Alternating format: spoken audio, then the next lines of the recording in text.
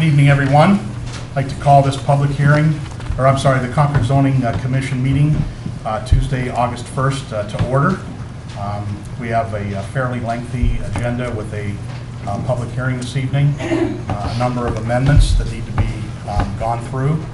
And first, what I'd like to do is kind of read through what amendments we're going to be considering this evening and what the process flow is going to be for tonight. Public hearing for the following amendments. Amendment number 1 is to amend the zoning resolution to establish the Innovative Site PD Overlay District as a planned development in Section 21 and delete in its entirety Section 13.36 Innovative Site PD as conditional use in the Capital District. Amendment number 2 is to amend the zoning map to rezone the following presently designated parcel numbers to the Innovative Site PD Overlay District, and they are listed in the agenda, and they will be further described in Exhibit A. Amendment number 3 will be to revise Section 5.02 to include new definitions for terms related to parking and revise others. Amendment number 4 will revise Section 11.01 to require zoning permits for porches and retaining walls that require a permit from the building department, revised to include reorganization of the existing sections and headings. Amendment number 5 will be to revise sections 13.07, 13.08, 13.11, 13.12, 13.16 to reference compliance with all parking regulations in Section 29. Revise sections 13.17, 13.25, 13.26, and 13.28 for compliance with the waiting space requirements in Section 29. Amendment number 6 will be to revise sections 15.03 to require all residential districts comply with the parking regulations in Section 29. Modify Section 15.05 to clarify that minimum residential floor area and enclosed parking requirements are set forth in Table 15.05-1, and unenclosed off-street parking is regulated in Section 29. Amendment number 7, to revise Section 16.07C to reference Section 13 for conditional use and permit for a commercial center, and site plan review is required for a commercial center. Modify Section 16.08 and 16.09 to require a commercial center and a PUD to meet the requirements of Section 29 off-street parking. Revise zoning permit process in Section 16.15 to reference Section 11, clarify Section 16.16 for minor or major modifications to approved development plan. Revise 16.24C4 to require a landscape plan to be submitted for any open space area disturbed during construction. Amendment number 8, revise Section 22.03 to remove drive-through facilities, Innovative Site PD, townhouses, and live-work units as conditional uses within the Capital District. Revise Section 22.09 to include regulations for maintenance of unimproved areas, water courses, and stormwater facilities. Delete Section 22.10, Capital District Standards.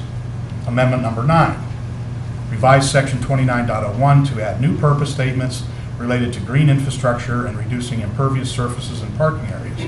Revise Sections 29.02, applicability, 29.03, general standards, 29.04, off-street parking requirements, 29.05, alternative parking options, 29.06, parking lot design standards, 29.07, parking lot access drive regulations, 29.08, bicycle parking and waiting space requirements. Amendment number 10, revise Section 34.02 to require all properties not agriculturally exempt to obtain a zoning permit for construction of fences. Amendment number 11, revise Section 36.03 to require all site plans to be reviewed by the Zoning Commission. Revise Section 36.04 to require plan items to be submitted. New Section 36.09, significance of an improved final site plan. Revise 36.11 to add new standards for minor and major modifications. Amendment number 12, revise Section 37 to include references to the ISPD Overlay District, include new sections 37.06, pedestrian facilities, and Section 37.07, maximum setback wall orientation for Concord Circle frontages. And finally, amendment number 13, revise 38.02, applicability, Section 38.03, general requirements, section 38.05, interior parking lot guidelines, and other sections to reference the ISPD overlay district. So as you can see, we've got a lot to cover. Okay. With that said, I would like to open the public hearing, and I would like to introduce Heather Freeman. She would like to come up and introduce the consultants that Reisinger and Associates. They are here to put on a presentation for the board. And Heather, go ahead and do the introduction, please. Good evening. I just wanted to take this opportunity to welcome back. We have this evening with us Ben Fearman, Eric Reisinger, and Barb Dixon with Reisinger Associates. I know they've attended a couple special meetings that we've had with this board, so this is not the first time that we've had conversations with them. But I thought this would be a great opportunity to invite them back to give a presentation that will help reinforce some of the basic planning principles that went behind designing the town center concept, and those are the concepts that the proposed zoning language is based upon. So. Please state your name and your address for the record when you speak. Thank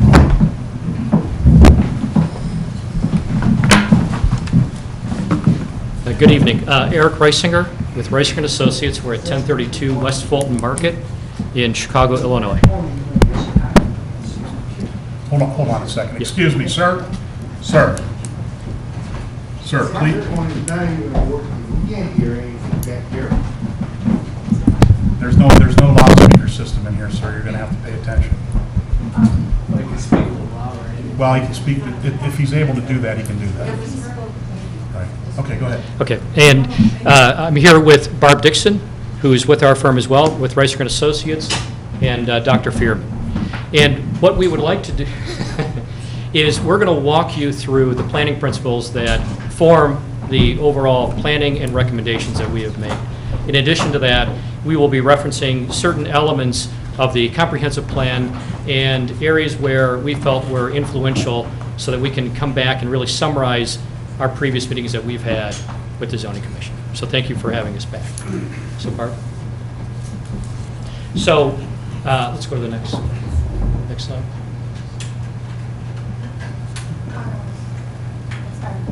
Nobody back here? Nothing to see. At least close the door. So 2004, the comprehensive plan outlined a series of recommendations, and this comprehensive plan was made up of the Concord Township Citizens Advisory Committee. And some of the elements that are highlighted here explain the basis of what our conversations led to in terms of planning and recommendations for the town center. And so just to reiterate here on item 2, to provide for a limited amount of smaller scale cluster attached and senior housing in areas served by sewer water services that are conveniently located to retail, transportation, and other support services. At the bottom of the page, you'll see additional recommendations in terms of mixed-use centers, areas where the township would like to provide housing options that support the goal of providing a community, town center, or other mixed-use options. And these elements are important because they continue to evolve, and you'll see on our timeline, which is on the subsequent slide, is this starts to talk about where this all began. So 2002-2004 is when the Comprehensive Plan Update project began. And within that process, obviously the statement up here, but I'll just repeat it a little bit here, is the Citizens Advisory Committee was formed, the survey, public hearings were had, and policy direction recommendations were put forth. And again, this isn't coming out of thin air. We aren't trying to take something in a different direction. We're really trying to bring good planning principles forward. 2006, you have the Auburn-Cryle Business Corridor study that was completed, and in that, it includes the new development in the BX, the RD2 districts, targets for more aggressive marketing and development, and a town center concept recommendation. And then in 2008, the Concord-Painesville JED was created. So the Joint Economic Development District, 2008, again, start helping serve as continued catalyst for economic development within Concord Township. So 2011 through 2016, and kind of in this process was the Auburn-Cryle Road Connector Improvement Project. And And in that project, there was forecast of out 20 years in terms of how the traffic was going to be handled, what they were forecasting in the road improvements. So that was contemplated back in 2011, obviously being implemented and completed recently. 2014, the Economic Development Joint Committee with the JED and City of Painesville to create and purchase then the Concord Township land purchase. Now that was through the JED and not through specifically the township. 2014, 2015, that's when we began the project planning update, public hearings, recommended zoning changes, and at that time, a town center RFP was issued. So that is an important milestone. That is not the RFP that we have issued. That was one that was prior to our efforts here. And part of the feedback that was understood and part of the analysis that the groups went through was to understand why was there a lack of response? What was not coming forward? And part of that had to do with not understanding what the overall vision was and wanting to really have a comprehensive view of what this might be, what it could be. And at the same time, you had the road project, which was from Cryle cutting across 44. That was in the works and then under construction, but not yet completed. And so having that completed was an important aspect of the original RFP. 2015, the strategy planning meeting leading into the Concord Town Center Master Plan project. And so essentially going back to looking at critically elements that were successful, elements that weren't successful, and looking at how the Concord 2004 Comprehensive Plan, 2015 plan can still be evolved and move forward. And then here we are, 2017 for the zoning resolution updates. So in the Fair Housing Act covers most housing, and I know some of the discussions have been about what are we looking at, what are we trying to provide here, what are we intended to do. Obviously, any development that occurs within Concord Township, with any community, needs to meet all the applicable codes for the jurisdictions having authority.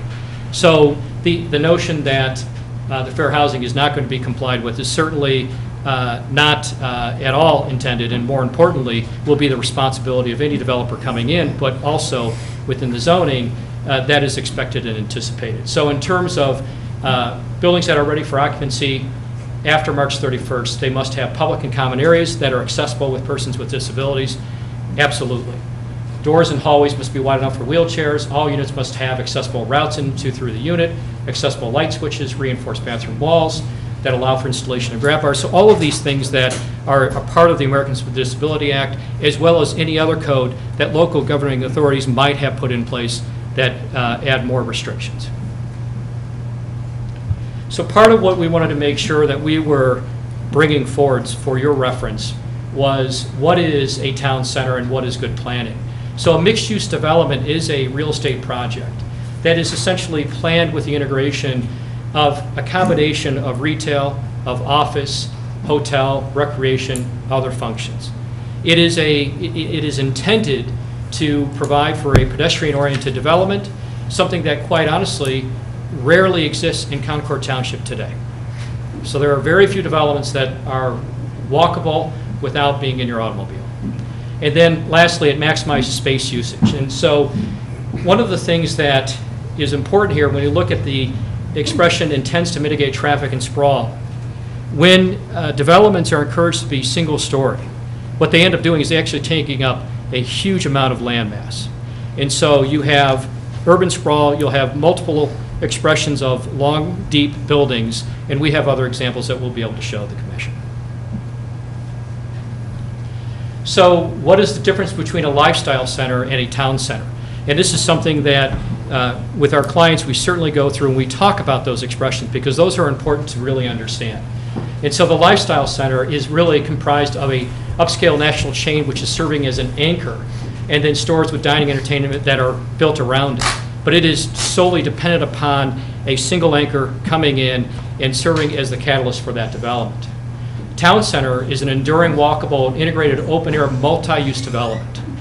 So it is organized by identifiable and energized public realms, and it is intended to provide a long-term, good planning solution that is built over time.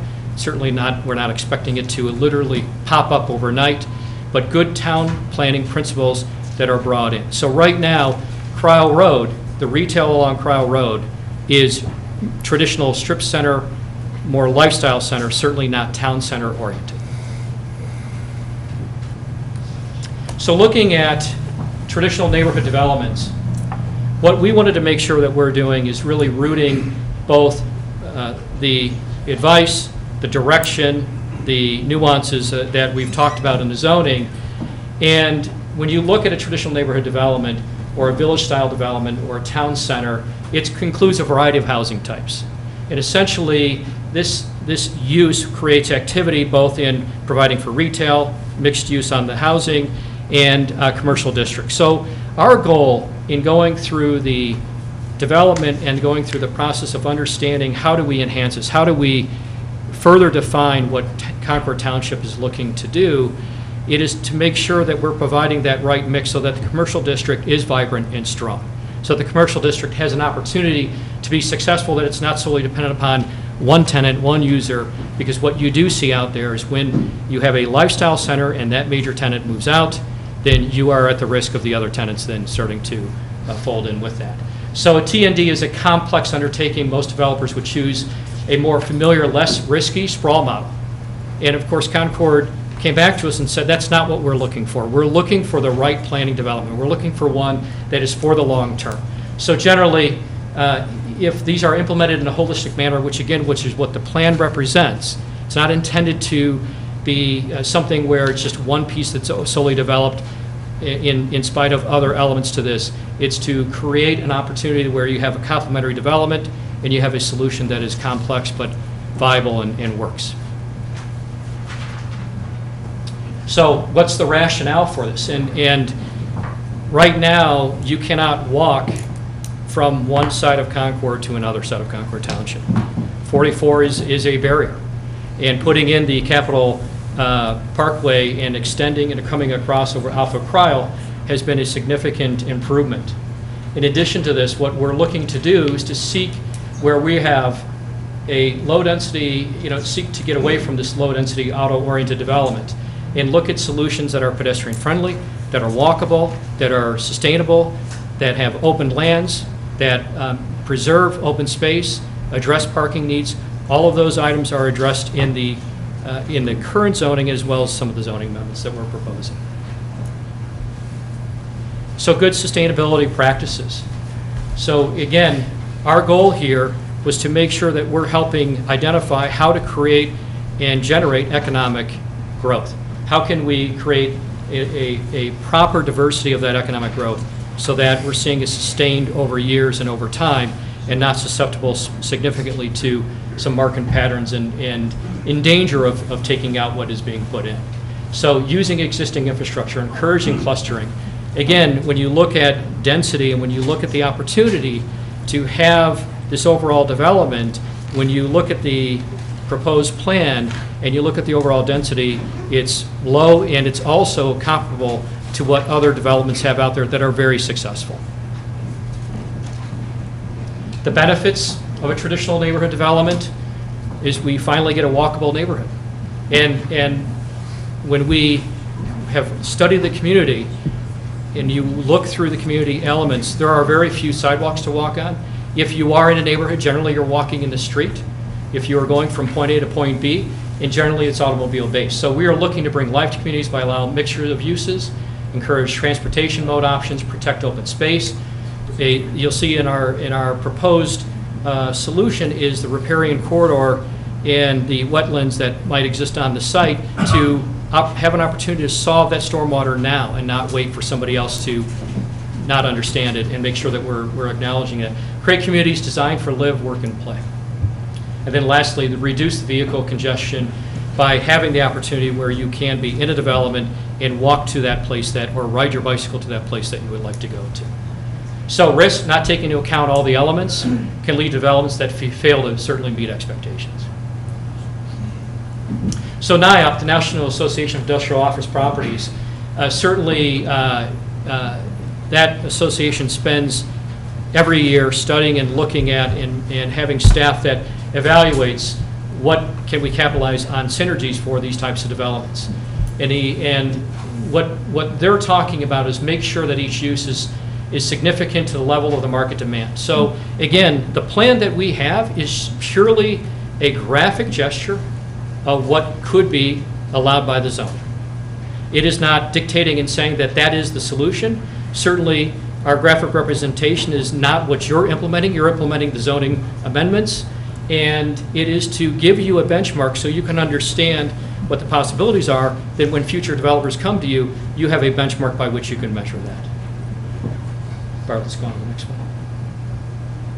So the principles for developing successful town centers is looking at enduring and memorable public realms.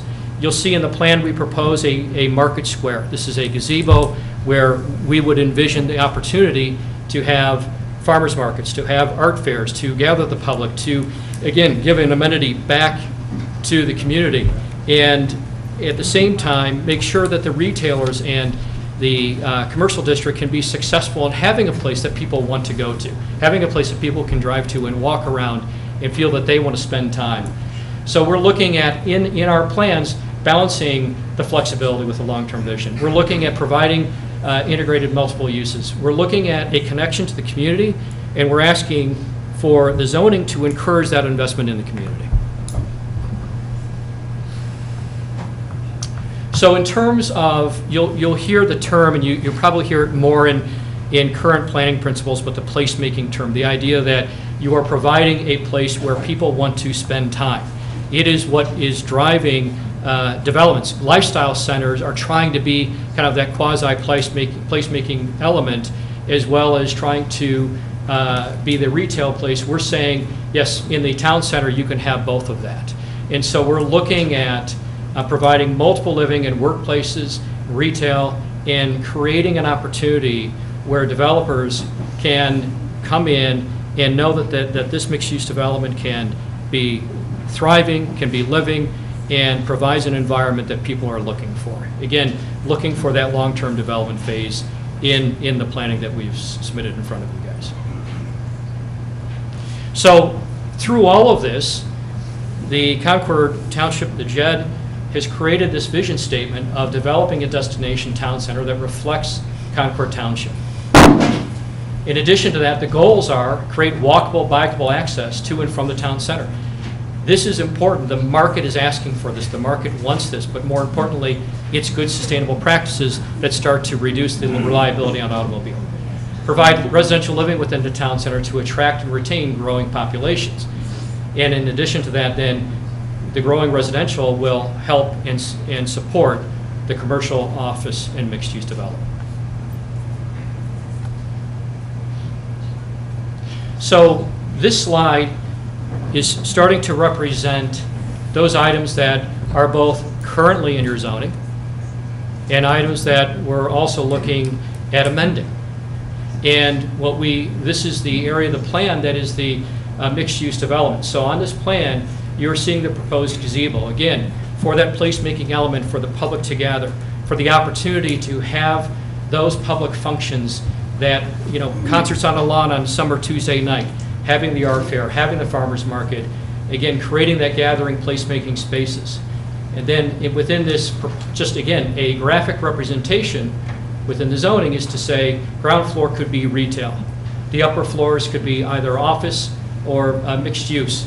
And at the same time, what we're representing are the standards for the parking for both giving an opportunity for on-street parking, as well as we have a proposed deck underneath this area for off-street parking as well. So in this plan, what we are talking about is the mixed use is represented by the yellow color coding. We are showing additional mixed use office as well within the blue, and then obviously transitioning down into residential in the RD2 district as an overlay. And we'll come back to this and talk about this a little bit further. So one of the things that we wanted to make sure that we are really based upon and understanding is some of the myths and facts that past clients have talked with us about, have been concerned about, and making sure that we are addressing those items. So the American Institute of Architects, the National Multifamily Housing Council, Sierra Club, Urban Land Institute. This is a joint paper that they had published. And this is a good overview based upon these organizations putting together their data and their research. So myth is higher density development overburdens public schools and other public services and requires more infrastructure support systems. The fact, the nature of who lives in higher density housing, and again, higher density is all relative. So I'll give you a for example. If you had a parcel that was 1 and got split into 4, for your neighbors, that would be considered higher density. So higher density is all relative. The density that we've been talking about throughout the planning process and that we have shown you is all within a context of case studies that we have presented, and you are not exceeding any of those numbers, and we'll speak to those specifically. So fewer families with children puts less demand on schools, other public services than low-density housing, and moreover, the compact nature of higher-density development requires less extensive infrastructure to support it. Myth number 2 and fact 2. Higher-density development lowers property values in surrounding areas. Fact, no discernible difference exists in the appreciation rate of properties located near higher-density development and those that are not. Some research has even shown that higher-density development can increase property values. What's important about this development is that it's truly not adjacent to any other development that is in this corridor. So again, we're looking to speak specifically towards the idea of allowing the residential, which is currently allowed in the current zoning in the Capital District, to be part of the overall fabric of the solution. Myth 3, higher density development creates more regional traffic congestion and parking problems than low density development. In fact, higher density generates less traffic than low density development per unit. It makes walking and public transit more feasible and creates opportunities for shared parking. Again, what we're starting to talk about is that cross traffic. What happens if there are people in that development, they can walk to it. Right now, you cannot walk to anything in Concord. Matter of fact, walking from any place that is essentially east of 44 to go west is not feasible. You have to drive. Higher density development leads to higher crime rates. Fact, the crime rates at higher density developments are not significantly different from those at lower density developments. Myth 5, higher density development is environmentally more destructive than lower density development. And the fact is, low density development increases air and water pollution. Again, that goes back to the sprawl that we were talking about, and destroys natural areas by paving and urbanizing greater swaths of land. In our proposed plan, suggestion is to show how you can have the open land space with the development, with mixed use, and create a cohesive blend that, frankly, the market is asking for. Myth 6, higher density development is unattractive, does not fit in a low density community. In fact, attractive, well-designed, and well-maintained higher density developments attract good residents and tenants and fits into existing communities. And again, this area within Concord Township is a very small fraction of the overall land development that is available, and this is a community that will be driven by the market. There is the goal of having the commercial blend with the residential will start to dictate what the developer can do and what they're going to put out there as a product. Again, they're the ones taking the risk. You're not developing this. That's not what we're proposing. Myth 7, no one in suburban areas wants higher density development. Fact, population is changing and becoming increasingly diverse. Many of these households now prefer higher density housing, even in suburban locations. 8, higher density housing is only for lower income households. In fact, people of all income groups choose higher density housing, and we have examples that we can certainly show. So looking at the planning drivers and going into the data sets, and again, these aren't data sets that we're inventing, these are data sets that are sitting out there. So looking at the Wharton Business School, the return of the town center, there was a really interesting article written about the return of that, and as much about congregating as much about merchandising. That indeed, that when you provide that in your planning solution, that mix of placemaking and opportunity for people to gather, you actually are providing the support for the commercial district. In the Federal Reserve Bank of Kansas City, the demographic shift from single family to multifamily housing it will put downward pressure on single-family relative multifamily housing prices. Exactly what's happening is the shifting of the consumer demand away from goods and services complements large indoor spaces and backyards towards goods and services more oriented towards living in a multifamily setting.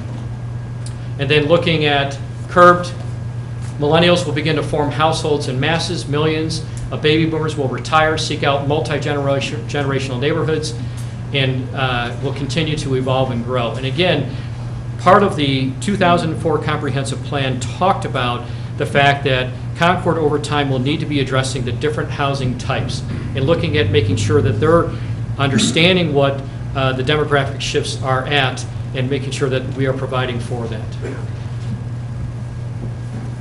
So on this graph here, this is by the Urban Land Institute talking about where people are living and how are they living.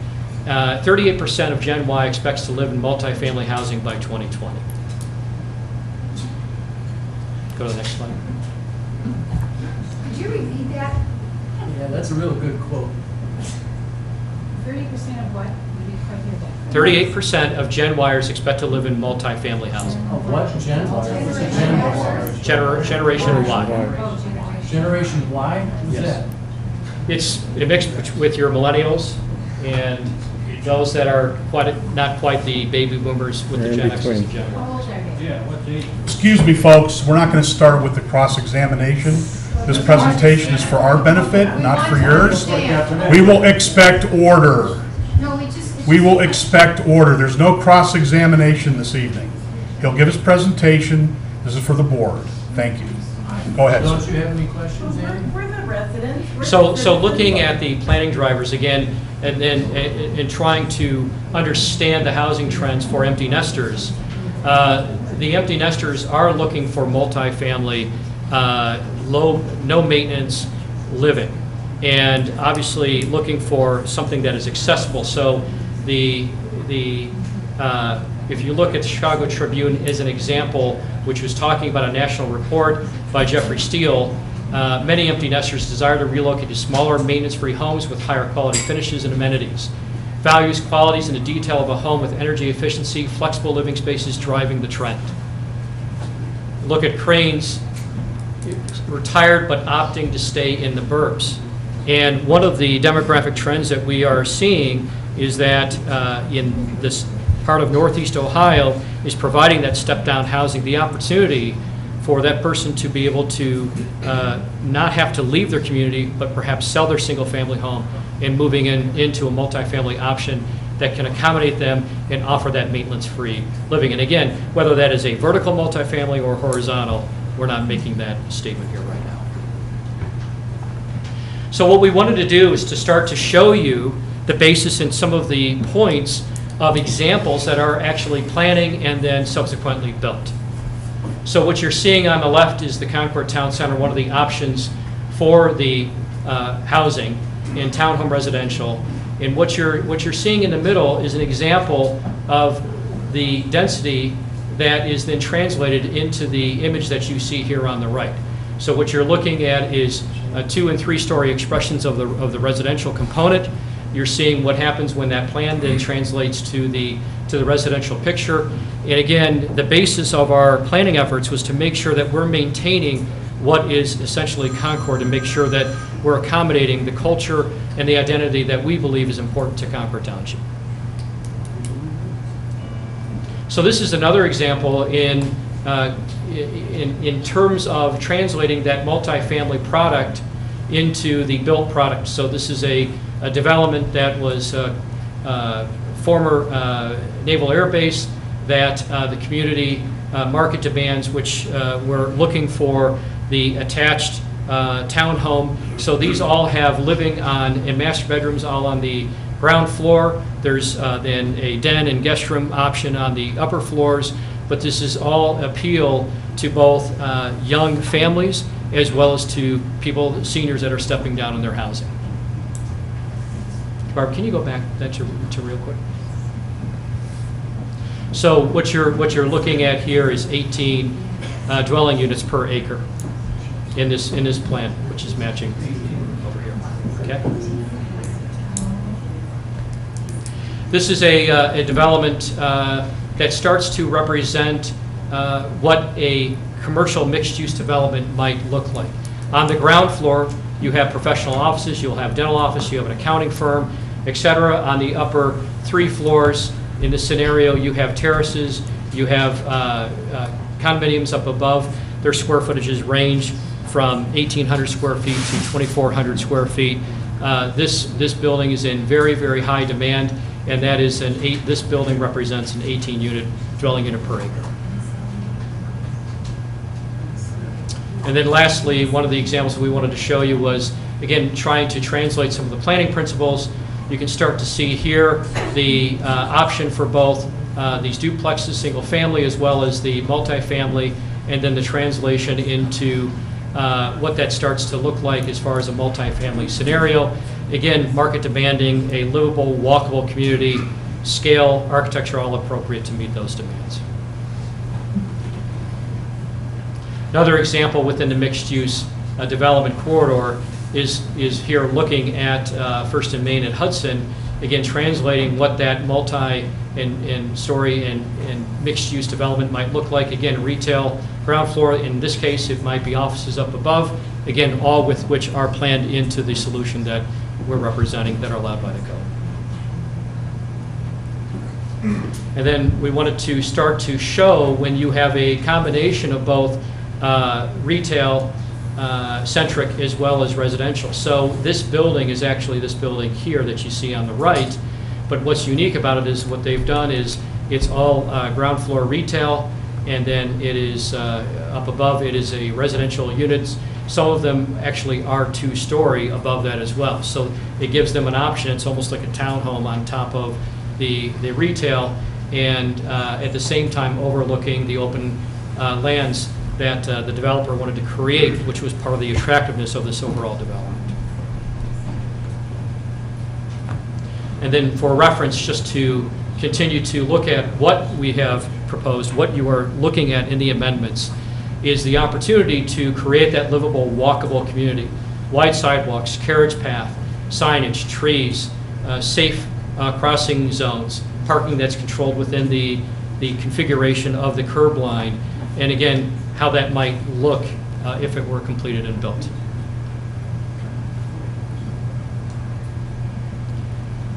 So this starts to, again, go back to the basis of our conversation. Again, what does the opportunity hold and what might it look like for Concord Township?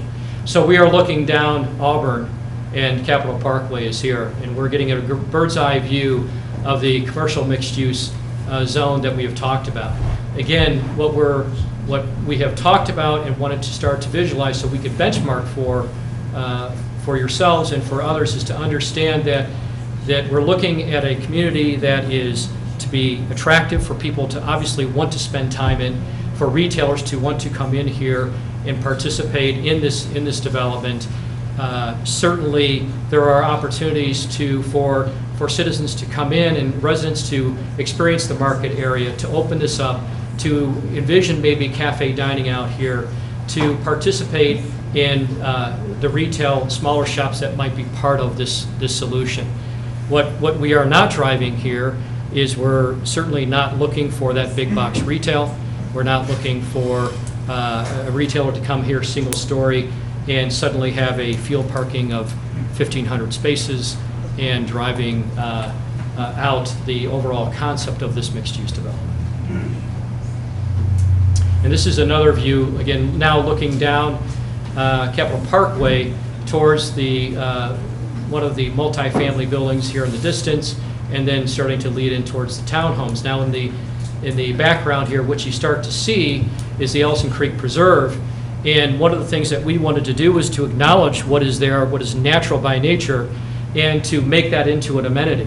So what we are saying might be a developer might start to look at is perhaps a walking or jogging track around the open greenfield space, to talk about an opportunity for an amphitheater out there. Again, we're not expecting the present company to pay for that. We're just suggesting what might be good community amenities.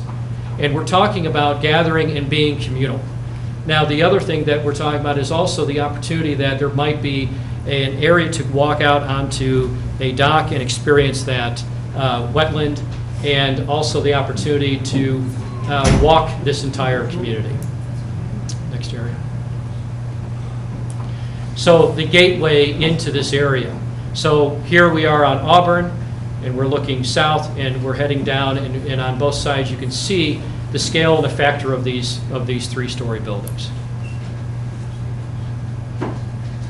So again, finishing up and looking at the plan here, we were looking at views in the mixed-use commercial area. We were looking at views down Capitol Parkway towards the residential, as well as then looking across here at the Market Square, as well as the retention pond. So in terms of the overlay district, what we are talking about is the opportunity within the overlay district to allow the residential component to be part of the fabric that a developer may choose to engage in. Again, the under zoning, the RD2 as well as the current capital district is not changing. We're not rezoning. We're asking for an additional use to be added to that, to the RD2 district. That residential use under conditional is allowed currently in a capital district. We're not looking to change that. We're looking to enhance that. One of the elements that I thought was a compelling story just to start to look at is when we talk about, well, who would want to live here? Why would they want to live here? It's all of the red zones represent automobile access only, non-walkable roadways. And we can certainly debate the yellow zones here, but again, it's not there's no sidewalks, there's nothing for the pedestrian on those areas. So why this development? This development, again, with the zoning amendments, is looking at having the sidewalks, having a livable, walkable community, trying to reduce the congestion of the automobile traffic, and really provide a sustainable development that will be well received in the marketplace and drive a very pleasant and livable experience and retail experience for anybody wanting to come into this district. So under the current zoning, these uses in this type of corridor actually could be built. So under the commercial right now, what you're seeing here is a big box retail, fields of parking, and an area that we're concerned that if we can make some of the zoning recommended changes to offer an opportunity for a developer to understand what is the vision for Concord. Again, some of the uses that actually could currently come into play, and so you could certainly have a distribution hub and other industrial uses in the area. So RD2 district, research limited industrial, existing permitted uses, all of these functions can currently go on in here. So everything from medical and dental office to meeting and banquet facilities to publishing, printing, sports clubs, or let's go, hotels, motels, etc. And again, what we're looking for is the opportunity to expand the uses in the capital district, or let's go to the next one. And again, looking at adding under the innovative site PD, the live, work, and multifamily residential.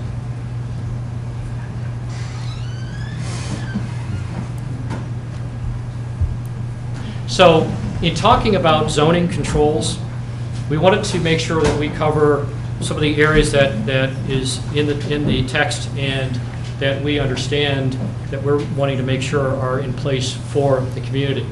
And so some of the design standards that we have recommended in terms of what is in here: maximum development coverage for townhomes, that's in there. Maximum development coverage for standalone multifamily, that is controlled. Maximum lot coverage, building setbacks, streetscape standards, maximum number of dwelling units per acre, maximum and minimum number of dwelling units per structure, and significant more detailed review, criteria including traffic and economic impact studies.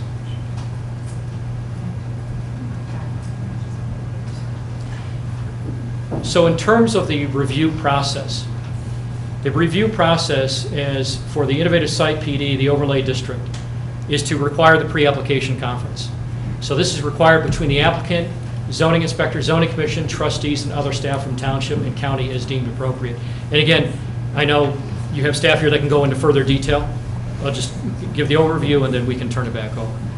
Formal application, after that is done, the formal application development plan is required. In that application, get a development plan and all required supporting information documentation. That is step 2 of this process.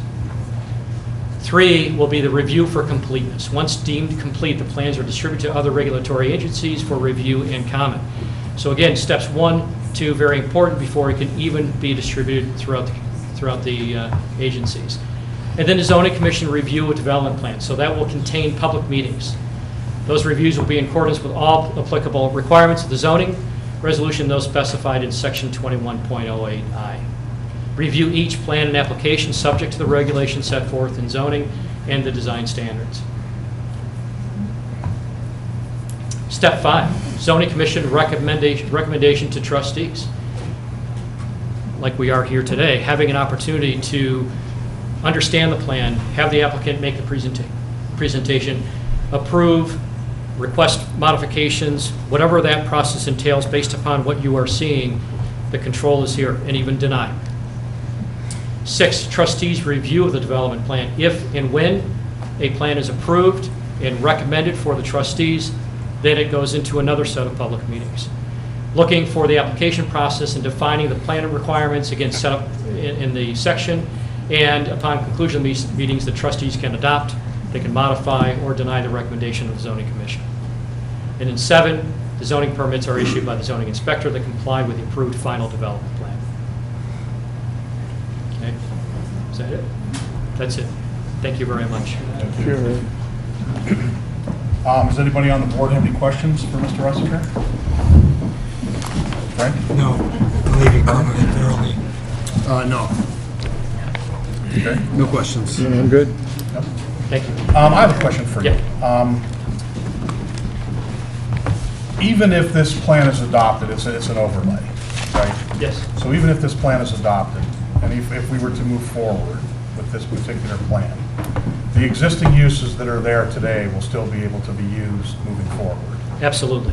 And with regards to the overlay project, are you considering that this is an all or nothing type of a proposal where somebody has to come in and do the entire, it's going to be an entire project? No. Or can they look at components of that project? We anticipate and expect them to be looking at components of that. Certainly, the goal is to make sure that somebody that comes in has a long-term vision for Concord Township. We're looking for a team that wants to be invested in the community, not looking to do one parcel and then walk away.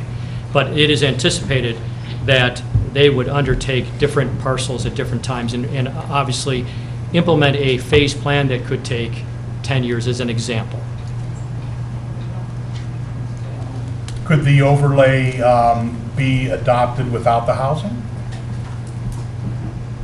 I believe the overlay is to, in terms of, can you explain that further when you say without? Well, if we're going to consider this as an overlay district, okay, and let's say, for instance, that there are a lot of favorable components to this that we like, but there are some things that maybe we don't like. Is there an option to adopt this, from your design standpoint? Is it feasible to do something that would not include the housing? I think that in terms of the RD2 district, the overlay gives the potential development future an opportunity to have a solution that could support the commercial district and support other elements on there. The current RD2, the overlay district is not taking away any of those current uses, and indeed we're adding the opportunity for the residential. So I don't know if there's any, if there's certainly adopting the overlay would be to adopt the residential. Right. And is it your contention then, with considering this project as an overlay district, that the housing would be a critical component of everything that you really couldn't do, or you don't see the development reaching its full potential without the housing? Ultimately, from our understanding and our research on the market and what is driving commercial today, the residential is an important component of that. And certainly we're not saying even in the plan that that plan has to be the only solution. Right. And so to have a developer that has the option to bring in a residential component with the other uses currently both in the RD2 as well as within the capital district, we believe offers you a long-term sustainable solution for development. I don't know if I'm asking the same question the chairman asked. Here in the area, we've got a couple of these kinds of projects that have gone underway in the Cleveland area, metropolitan area. I think one of the first ones that comes to mind is Legacy Village, which is down in the Beechwood Lyndhurst area. I know on the far west side we've got over Westlake, we've got Crocker Park. I've traveled a bunch. I know there's more going in on 271. I've been in Chicago, a lot of the other areas, kind of found myself in similar play. And when I see these things, it seems like more and more of them, so of all the ones I just listed, almost all of them that I can think of with the exception of Legacy Village have a residential component to them. Are you finding in the last, this whole process really started intensely 04, 05, 06, so we're looking at the last 10 years a shift from the lifestyle thing to the residential component being a stronger, because I believe that the new one going in has got a residential component, and that's not far from here. Right. Yeah, we are. And what we did was we went back and we looked at probably a dozen case studies of communities that have integrated solutions that are both residential with the retail component. And one of the examples that we were showing you up here was the Glen Town Center development, and which is in the Chicagoland area. And one of the key components of that was a mix between the residential component as well as the commercial and mixed use. And what they found was that by having that mix, they could attract retailers who are looking to come in and understand that there are the opportunities for the residents to be part of that base for their success. And so I'll give you the example. When you look at Crocker Park, I think that if they could do it over again, they might probably have more residential in that component and less retail.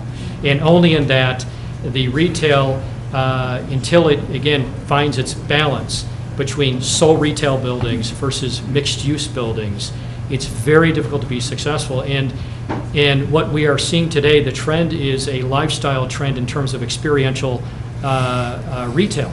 And so it's looking at the opportunity to go to maybe that bakery, or go to see your dentist, or go to that small bookstore. It is that lifestyle component. These lifestyle centers are reliant upon the traffic that's coming in off the highway, driving into their development. What we were going back and looking at in our research was to say, we're looking for a long-term solution for Concord Township. So one that is saying, let's make it a sustainable solution that works independent on bringing in all the traffic driving on and through 44 just to solely stop here. We're saying we think we can have a good blend of both. And residential is a key component to those developments.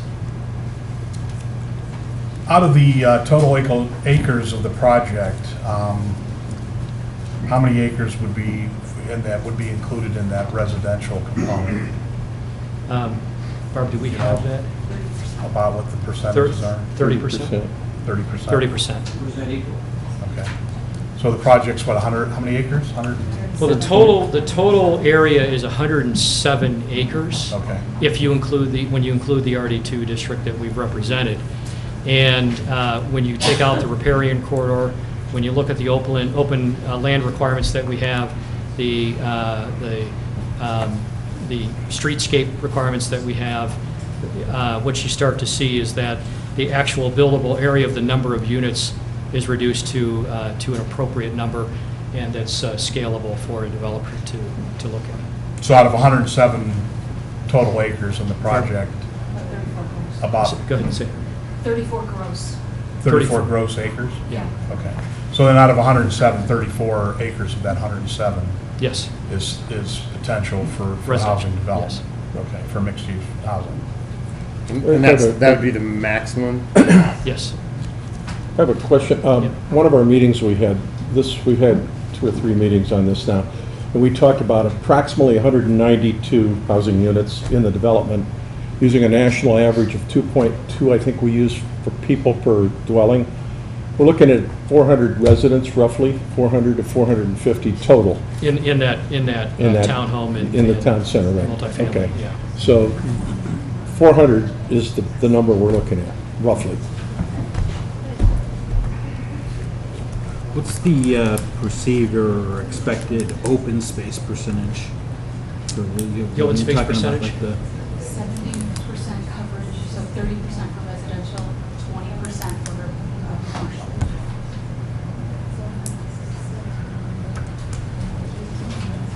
So just comparable to. 2.1% increase. So you're saying 34 acres gross for the residential component, that doesn't include anything taken out for roads and everything? So you'd have another, probably 20 to 25% on the roads, and then whatever the additional, And 30% For the green space. So it knocks it down considerably to how much is actually buildable. in the refinement that we went through, one of the comments that was coming back to us was to make sure that one, the graphic that you're seeing certainly represents what might be a maximum case scenario on density. Two, making sure that there is control points in terms of achieving the sustainable community design, the living and walking community, that those elements aren't going to disappear when somebody goes to implement the plan. So when you're seeing the 30-plus acres of the gross and then the green space that's open and required, you start to see that you have good control over the density of this area. Right. So then you say about 25%? Is that your position on the amount that would be Use taken up out of the 30%? So about a quarter There's of, green space is open space, and then there's another buildable percentage that would be roads, driveways, Right. Sidewalks, all of those kinds of things. So you're talking about at least 45, 55, 65% in that range that is not buildable land area. Okay. In terms of, it won't have a building on it that has a house in it. It has either open space or the access to that, or public space. so out of the 30, so I understand. So out of the 34 acres that we're dedicating to the housing component on this, there's approximately 50, I'm going to be conservative, I think you're being a little liberal. I'll be a little more conservative and say 50%, okay, of that. So we're talking really, in essence, about 17 acres of that 34 acres that'll actually have housing on it. Yes. Okay. Out of 107. Okay. So really, we're talking probably in essence of maybe 10%, even though it's designated as 30% of the total project. About 10% of that project would be dedicated to residential On the townhome and multifamily. on the townhome and multifamily, not including The commercial the district. commercial district if there were to be Live, work above. live, or- work above and or things like condos that. above that, yeah. Right. Okay.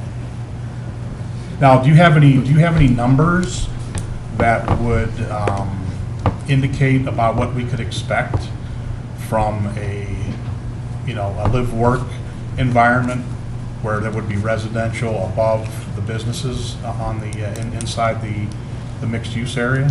No, what we do require is the developer responding, they must put together their market study. They must come to the table with their overall economic development plan for the community so they can justify what they think that market's going to drive on that. So technically, they could come in and put in in that area, they could put in office space, retail could put in space. zero that has residential. no residential above. That's not a prerequisite. Some of the images that we showed you on here, Right. some of them were no residential above the retail, they were actually office. Right. And it's dependent upon what they think that market is and what they think that edge is in terms of, maybe you might see all the buildings along Auburn not have any residential. Right. And again, in support of making sure that there's an opportunity where you're picking up the walkable living opportunity where if people are working there and then can go downstairs and use the retail component of that. Okay. Any other questions? Gary? Nope. I think we're good. Thank Okay, you very thank much for your you. time. I appreciate the presentation. Thank you. Thank you. Yes. Okay, the next component is we would like to have, Is this a public meeting? pardon me? Is this a public meeting? We haven't gotten to the public participation. I beg your pardon, I thought you would.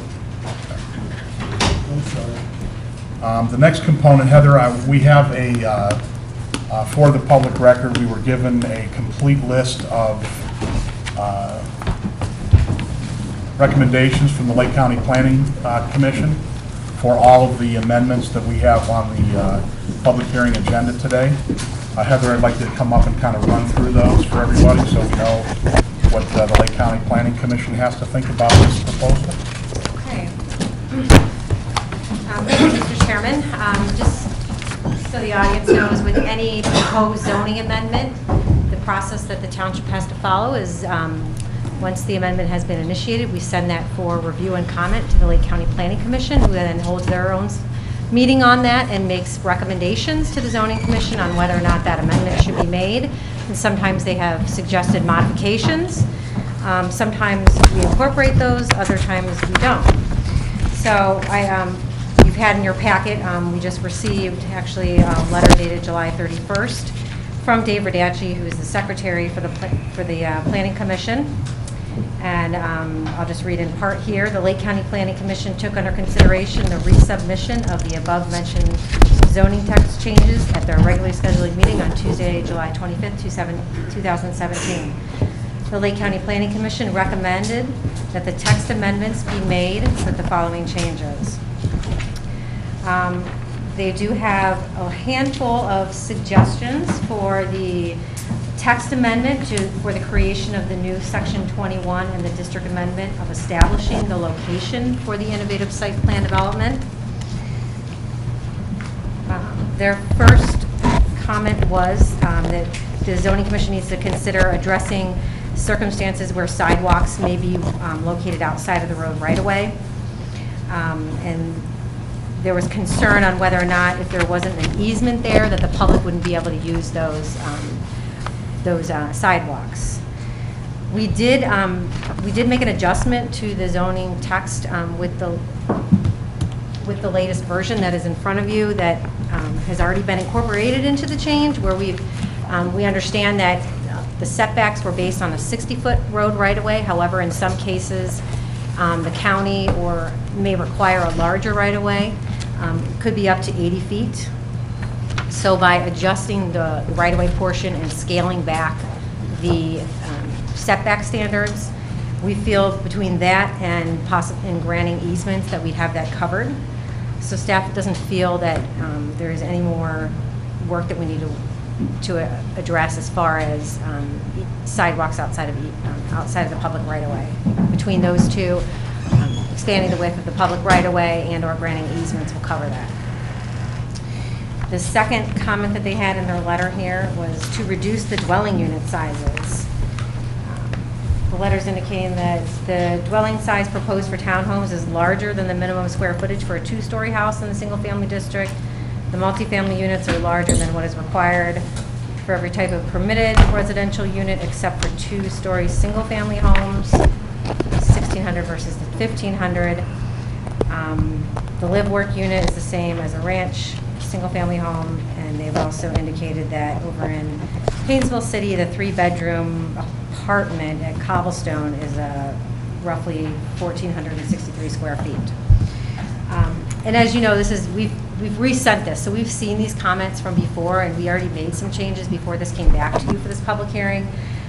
Some of these may have been overlooked by the Planning Commission, but we did make a modification already in the text that's already been initiated that's in front of you. As far as we were specifying that for that, the townhome was for a 2 to 3 bedroom, for the townhome that it was inclusive of a 2-car garage. So it's a 2,000 square foot dwelling, but that's inclusive of the 2-car garage. So in essence, the living area is a little bit smaller. And then we're not even doing the live-work units anymore. Those were removed from proposed amendments due to the fact that there were some concerns already on what would happen if the business failed to the person that was living in the residential component. And so that was, and that use probably wasn't really going to be practical anyway within Concord Township. Usually, if you're going to do the mixed use development, it's most likely going to be a condo above and not a live-work unit. So staff doesn't feel that we need to make any more modifications on the minimum square footages. They also had a couple recommendations in regards to referencing an existing swimming pool definition and to define a tennis court. However, we feel that we can defer to the ordinary English meaning, as we do in other cases where we don't necessarily have terms defined in the zoning resolution. The next bullet point under here was to require all of the residential development to adhere to the federal fair housing regulations. I think Eric kind of covered that in his presentation, and I agree that I don't feel it's necessary to add additional language because we expect all development to comply with all local, state, and federal regulations, Right. including the Fair Housing Act. The open space language, this is, in section 2107D4, is ambiguous, difficult to define what significantly professionally means and what is considered high quality. Staff doesn't feel like that we need to make a change in regards to this because depending on where the open space areas are, it may differ. If it's in the recreational component or the civic neighborhood, what is significantly professionally designed may differ than an open space area in over but near the townhome development. That might be a smaller park for the residents to play in. The last comment under this amendment was that the green infrastructure solutions that are referenced, that we should, the green infrastructure solutions should reference, instead of the phrase planters can be part of a larger stormwater processing solution as approved. We don't define green infrastructure, and we don't regulate stormwater processing solutions, but I think developers and people that are reading the zoning know what a stormwater solution or processing solution is, and that really falls on the county. So we don't feel that we're going to make that change and make the definition of green infrastructure. All right.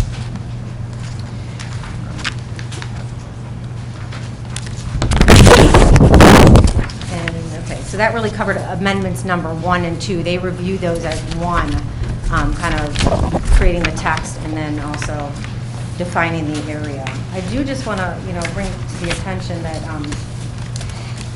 and I think it's been stated, we already have in the existing zoning resolution text for the innovative site plan development. It's just set up in a different manner, and what we're trying to do with these amendments is to further refine the process of reviewing a plan that needs to be submitted, and also hone in and some of the other bulk district regulations. So currently in the Capital District, you could submit an application to the Board of Zoning Appeals and to develop the innovative site PD as a mixed-use development under what's currently in the text under section 13.36. However, with the process that we're proposing to do, we'd like to change how that's reviewed rather than doing it as a conditional use permit. We're creating the overlay district, which keeps the underlying zoning in place, the RD2 and the capital, and this is an opportunity for a landowner or developer to submit an application to the township, which first starts out with the zoning commission, and Eric kind of walked you through what that review process would be, ultimately to the trustees, who then would have the final decision on that. So that is one of the significant changes as to what's currently in the text and what we're proposing to do with this amendment. Okay, back to the Planning Commission, they had a couple suggestions as well as it related to our amendment number 3, which relates to the definition section of the zoning resolution, which is section 5. They had suggested a couple modifications to our proposed definitions for private street and public street, and also suggesting that we add a new definition for controlled right-of-way. We've reviewed these with legal counsel in the past, and we didn't feel like that we wanted, it wasn't recommended that we make the changes per the Planning Commission's recommendation. So we want to stick with what we've already proposed in the amendment. And also, as far as the controlled right-of-way, it isn't necessary to create that definition. We don't have any regulations that pertain to a controlled or limited access highway anyway. For our amendment number 4 that related to section 11 zoning permits, The Planning Commission recommended that we make all the text amendments. For amendment number 5, which related to our changes in section 13, conditional uses, the Lake County Planning Commission recommended that we make, or recommended approval of those amendments. For our amendment number 6, which is in relationship to section 15, our residential district amendments, the Lake County Planning Commission had recommended approval. Our amendment number 7, which is in relationship to section 16, which is the R2 PUD RCD section of the zoning resolution. The Lake County Planning Commission recommended approval with one modification. They would like us to acknowledge that condominiums can be developed in the R2 and that requiring a plat to be filed prior to a zoning permit to be issued is not practical. They further explain that condominiums are built first and then added to the county records as a plat. They will need a zoning permit in order to start construction. We've looked at this, and I think the text that we're suggesting does account for that. We don't feel like the modification is necessary because the language actually states in our proposed changes that any required final subdivision plat is recorded. Therefore, if the development is not a subdivision, but rather a condominium type development that doesn't require a subdivision plat, then the subdivision plat doesn't have to be filed, and we can go ahead and issue the zoning permit as long as it complies.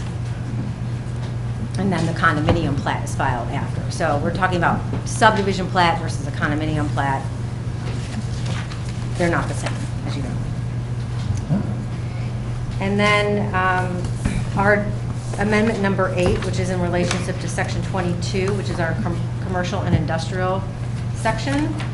The Lake County Planning Commission recommended that we make the text amendment. Amendment number 9, which is in relationship to section 29, which is our existing parking section. They had a couple comments on here. They say that the Lake County Planning Commission is recommending that we allow multiple small recreational vehicles to be displayed for sale when the multiple recreational vehicles are on the same trailer. And I'll skip down to the second paragraph here that kind of relates to that. It says that it's noted that the recreational vehicle included jet ski per the new definition. If you limit the number of recreation vehicles allowed to be displayed to be sold to one, someone cannot display the 2 jet skis they want to sell. We didn't change how we were regulating selling recreational vehicles. We made one modification to the definition. That wasn't a standard that this board we were looking at the time, so we're not going to make changes to the number of recreational vehicles folks can sell. That just wasn't a topic that we were proposing an amendment on. So I'm not recommending that we do that. Also, they included under this same section 29 that just to make sure that the regulations stay consistent on how we reference the recreational vehicles within the section 5, 15, and 29. And we did double check, and we were being consistent with that. And then also within section 29, staff mentioned that the Planning Commission staff had mentioned that the new section 15 refers to garages while the section refers to enclosed parking areas. The term should be the same. I think this was a carryover from when they originally looked at the amendments, because we went ahead and made that change back to make sure that we were referring to unenclosed parking areas rather than garage. So we eliminated all the references to garage and kept with the unenclosed parking areas. Also in relationship to our amendment number 10, section 34, the Lake County Planning Commission recommended that the amendment be made. Our amendment number 11, which is in relationship to section 36, the Lake County Planning Commission recommended that the text amendment be made. Amendment number 12, which is section 37, Lake County Planning Commission recommended that the text amendment be made. And finally, amendment number 13, which is in relationship to section 38, the Lake County Planning Commission recommended that the text amendment be made. So I don't know if you guys have any more questions for me on that or any further discussion about any other recommendations? or- One question, Heather. Sure. When we talk about the size of our proposed housing units that we would have in our amendments, Mm-hmm. those are minimums. So a developer would come in, they could build any size they want as long as it was at least that size. They could build bigger units, correct? Correct. Right. Yes. So it's just a minimum. Correct. Okay.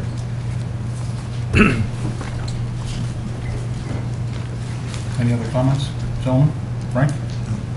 Morgan? Jerry? None. Thank you, Heather. All right, sure. Okay. Now we're going to open up this public hearing to the audience portion.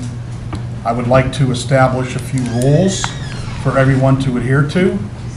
Anyone wishing to speak will provide their name and address for the public record before they speak. You can say you're in favor or opposed to the amendment and the reasons why. If you have a specific question, those questions are being directed to the board, not to other members of the audience, and not to the consultants. There will be no questions directed to anybody else, or there will be no crosstalk and chatter back and forth within the audience. I expect we keep things on a very professional level. All comments will be limited to 3 minutes, so you'll have 3 minutes to come up and state your position, and then you can have a seat. There will be no cheering or clapping, and there will be no coarse or unprofessional language tolerated. Okay? Once everyone in the town hall has had a chance to speak their piece, we will have a 5-minute recess, and if there's an overflow in the other facility across the parking lot at the fire hall, we will ask that the people that are here get up and leave and go over to that location where you can watch the rest of the meeting to allow those people that wish to speak to come over here. Okay, that's just out of deference to your fellow citizens that may want to speak that can't come in here right now because we're at capacity. So when everybody's done here talking, we're going to take a 5-minute recess, and then we'll allow those people to come over and take that place. There will be another public hearing on this, so keep that in mind. This is just the first phase. There will be a second public hearing with the trustees, so you'll have ample opportunity to take and digest everything that's being covered this evening and take a look at it, and then you'll have an opportunity to again address the trustees at their scheduled public hearing. I understand this is an emotional issue for a lot of people, but we want to try to keep this at a reasonable level. Obviously, there's a lot of people here. People have some things they want to say. If somebody comes up here and states a position that you were planning on saying, our preference would be that you just come up and say, I agree with the previous person that spoke. There's no reason to rehash the same issues over and over again. So we'll do that in deference to time. Okay, so with that said, on my right, or on my left, your right, I would like to start with row 1. Anybody that would like to come up and speak in favor of the proposed amendment? None in row 1. Anybody in row 2 that would like to speak in favor? I'm already here, Andy. I'm in row 2. Right. Are you speaking in favor, or are you opposed? I just want to bring some facts Okay. forward. I'm not really Are trying you to in- say are you yes or in- no are you on in- Are you in anything. favor, or are you opposed? I just want to bring some Okay. facts forward. Is there anybody else in row 2 that would like to speak in favor of the amendment? Is there anybody in row 3 that would like to speak in favor? Anybody in row 4 that would like to speak in favor? Anybody in row 5 that would like to speak in favor? Anybody in row 6? Anybody standing up against the back wall? Nobody wants to speak in favor. Okay, now on my right, your left, anybody in the first row that would like to speak in favor? I will. Second, okay. Sir, I would like you to state your name. Sure. And your address. Sure. For the record. My name is James O'Leary. I live at 6349 Lechley Court here in Concord. Okay. I have had the pleasure of being chairman of the Joint Economic Development District Board for the last 9 years. I've watched the board go through a lot of planning, and to get to the point where we are today, I'm very proud of what we've been able to accomplish. It's not going to happen overnight, but we have to do it with some kind of a plan, and I think that this is a good first step to give us the zoning tools that we need to be able to develop this in a controlled manner. Thank you very much. Thank you. Anybody else in row 1? Anybody in row 2 that would like to speak in favor? Ma'am, come on up.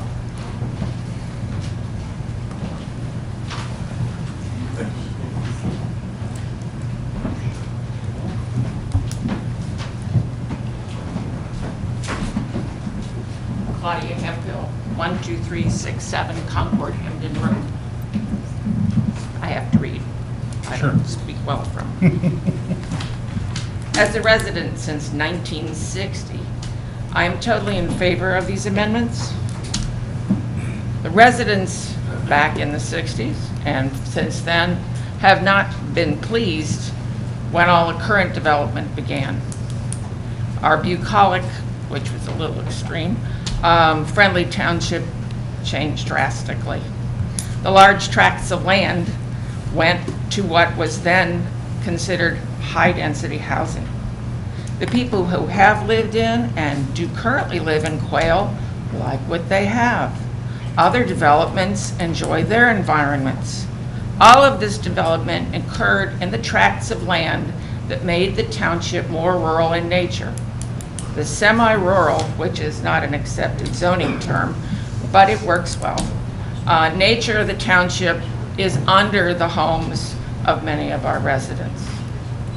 I see people all over Concord happy with their lifestyle. Wonderful. I think that's great. Different strokes for different folks. In retrospect, there's room for all of us to live in an area of Concord that appeals to the lifestyle we like. If the residents who are opposed to the proposed amendments took an hour or so and drove around the entire township to see all the different kinds of lifestyle, they would see a significant number of different options, from living on 50-plus acres to living in an apartment. The 30-somethings, I don't have correct generation names. The 30-somethings don't want the big houses and developments that we now have. My kids don't want my big house. That's fine. They want to be in the center of restaurants and activities and want to walk or bike. Many of the seniors in the next several years will downsize and might choose to stay in Concord by being close to restaurants and being able to walk too. Do not take away the ability to have another area different from yours for upcoming generations as well as the boomers as we choose a less cumbersome lifestyle. The trustees are doing what they should do, planning 20 to 30 years out. What will the coming generations want? If the trustees don't plan to accommodate different lifestyles like they did for many of the current residents 30 years ago, people will leave the township and younger generations will look for places that they like with the townhouses and what we just discussed. 20 to 30 years from now, many of us will be in small ranch houses, assisted living, or elsewhere. Thank you very much. Well, that was perfect. Thank you, Claudia. Right on the money, right to the second. Very good. Second row, anybody else that would like to speak in favor? Third row, anybody that would like to speak in favor? Come on up, state your name, address for the record, please. Chris Gerald, 10885 Bradley Court, here in Concord. I've been here for 19 years. I wasn't planning on speaking. I want y'all to know that I'm on the Board of Zoning Appeals here in Concord. I am also a realtor in both the residential and commercial segments of the real estate industry. I think that this planning process has been in place since '04, '06. We've all had opportunities to come in and talk about it. I guess as I'm sitting here and I was over at the Q&A session, and I come here and I see that there's a lot of controversy going on. I've been hearing about it, and I liken it to the people that come before the BZA that buy a property and they don't do research on the property, and they come in and maybe they build something that didn't jive with our setback requirements or something else, and they're asking for forgiveness. Chris, I'm sorry. Excuse me, sir. Chris, please address your comments to the board. I apologize, Andy. Thank you. So I liken it to that somebody that has bought a property doesn't do their due diligence, and they're coming in and they're asking for forgiveness, they're asking for a variance, and what have you. Here in Concord Township, from a more global standpoint, We've had these plans that have been in the works for years and years, and there have been public hearings.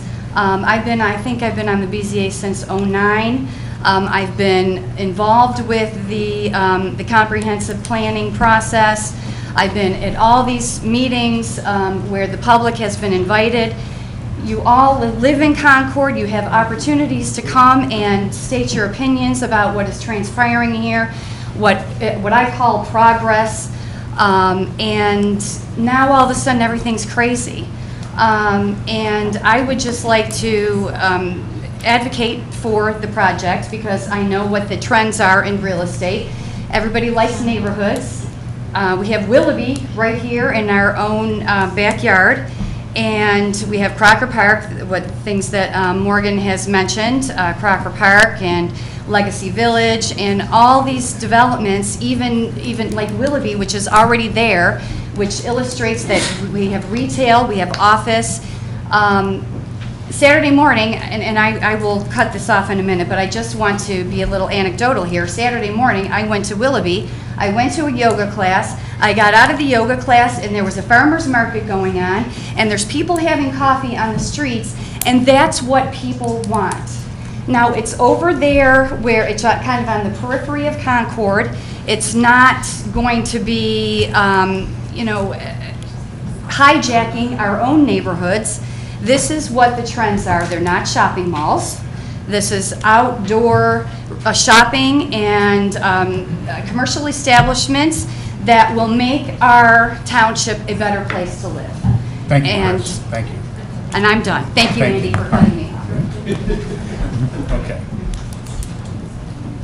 Again, I'll remind everybody that we're to address ourselves to the board, just to make sure we don't want to get into a banter back and forth with the audience. We want to try to get through this as quickly as possible. Anybody else in the third row that would like to speak in favor? Anybody in the fourth row? In favor? Anybody in the last row who would like to speak in favor? Ma'am, come on up.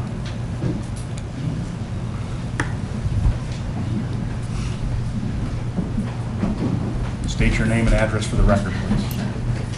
My name is Susan Plesnikar, and I live at 7915 Auburn Road. I've lived in Concord for 27 years on Auburn Road, and I have seen Auburn Road change dramatically, whatever. I'm nervous because I'm not used to doing public speaking, but for the last 5 or 7, 8 years, this is not a rural area for us. My kids grew up there. They rode their dirt bikes up and down their driveways and had a good old time. Now I have a nursing home right across the street from me. I have Rampac. I hear sirens 24/7 going up and down my driveway, on my street.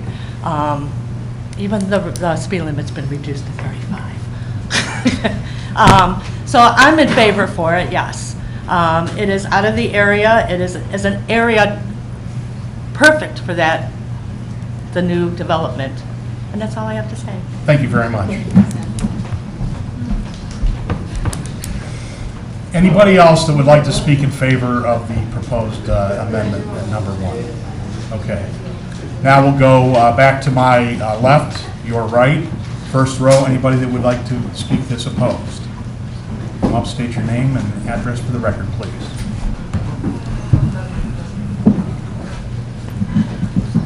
Good evening, ladies and gentlemen. My name is John Monroe. I'm with the law firm of Mansur Gavin, LPA. My address is 1001 Lakeside Avenue, Suite 1400, Cleveland, Ohio. I represent Concord Real Estate Investments, LLC. Concord Real Estate Investments, LLC owns the majority of the 107 acres that would be rezoned in this overlay district. I'm also joined here tonight by Bill West. He's with the Hannah Commercial Real Estate Firm. He's the broker for the remaining acreage in the park. And I'm also joined by Chris Honlick. He's up against the wall there. He is also with the Hannah firm that is helping market the property on behalf of the property owner. The property owner is opposed to this rezoning, specifically amendments 1 and 2. The current zoning districts, you know, there's two here, the Capital District and also the R-D2 district, which allows for light industrial uses, research and development type uses. And we feel that this proposed zoning overlay would have a chilling effect on the sale of the remaining lands to the north up Discovery, where the two existing facilities are located.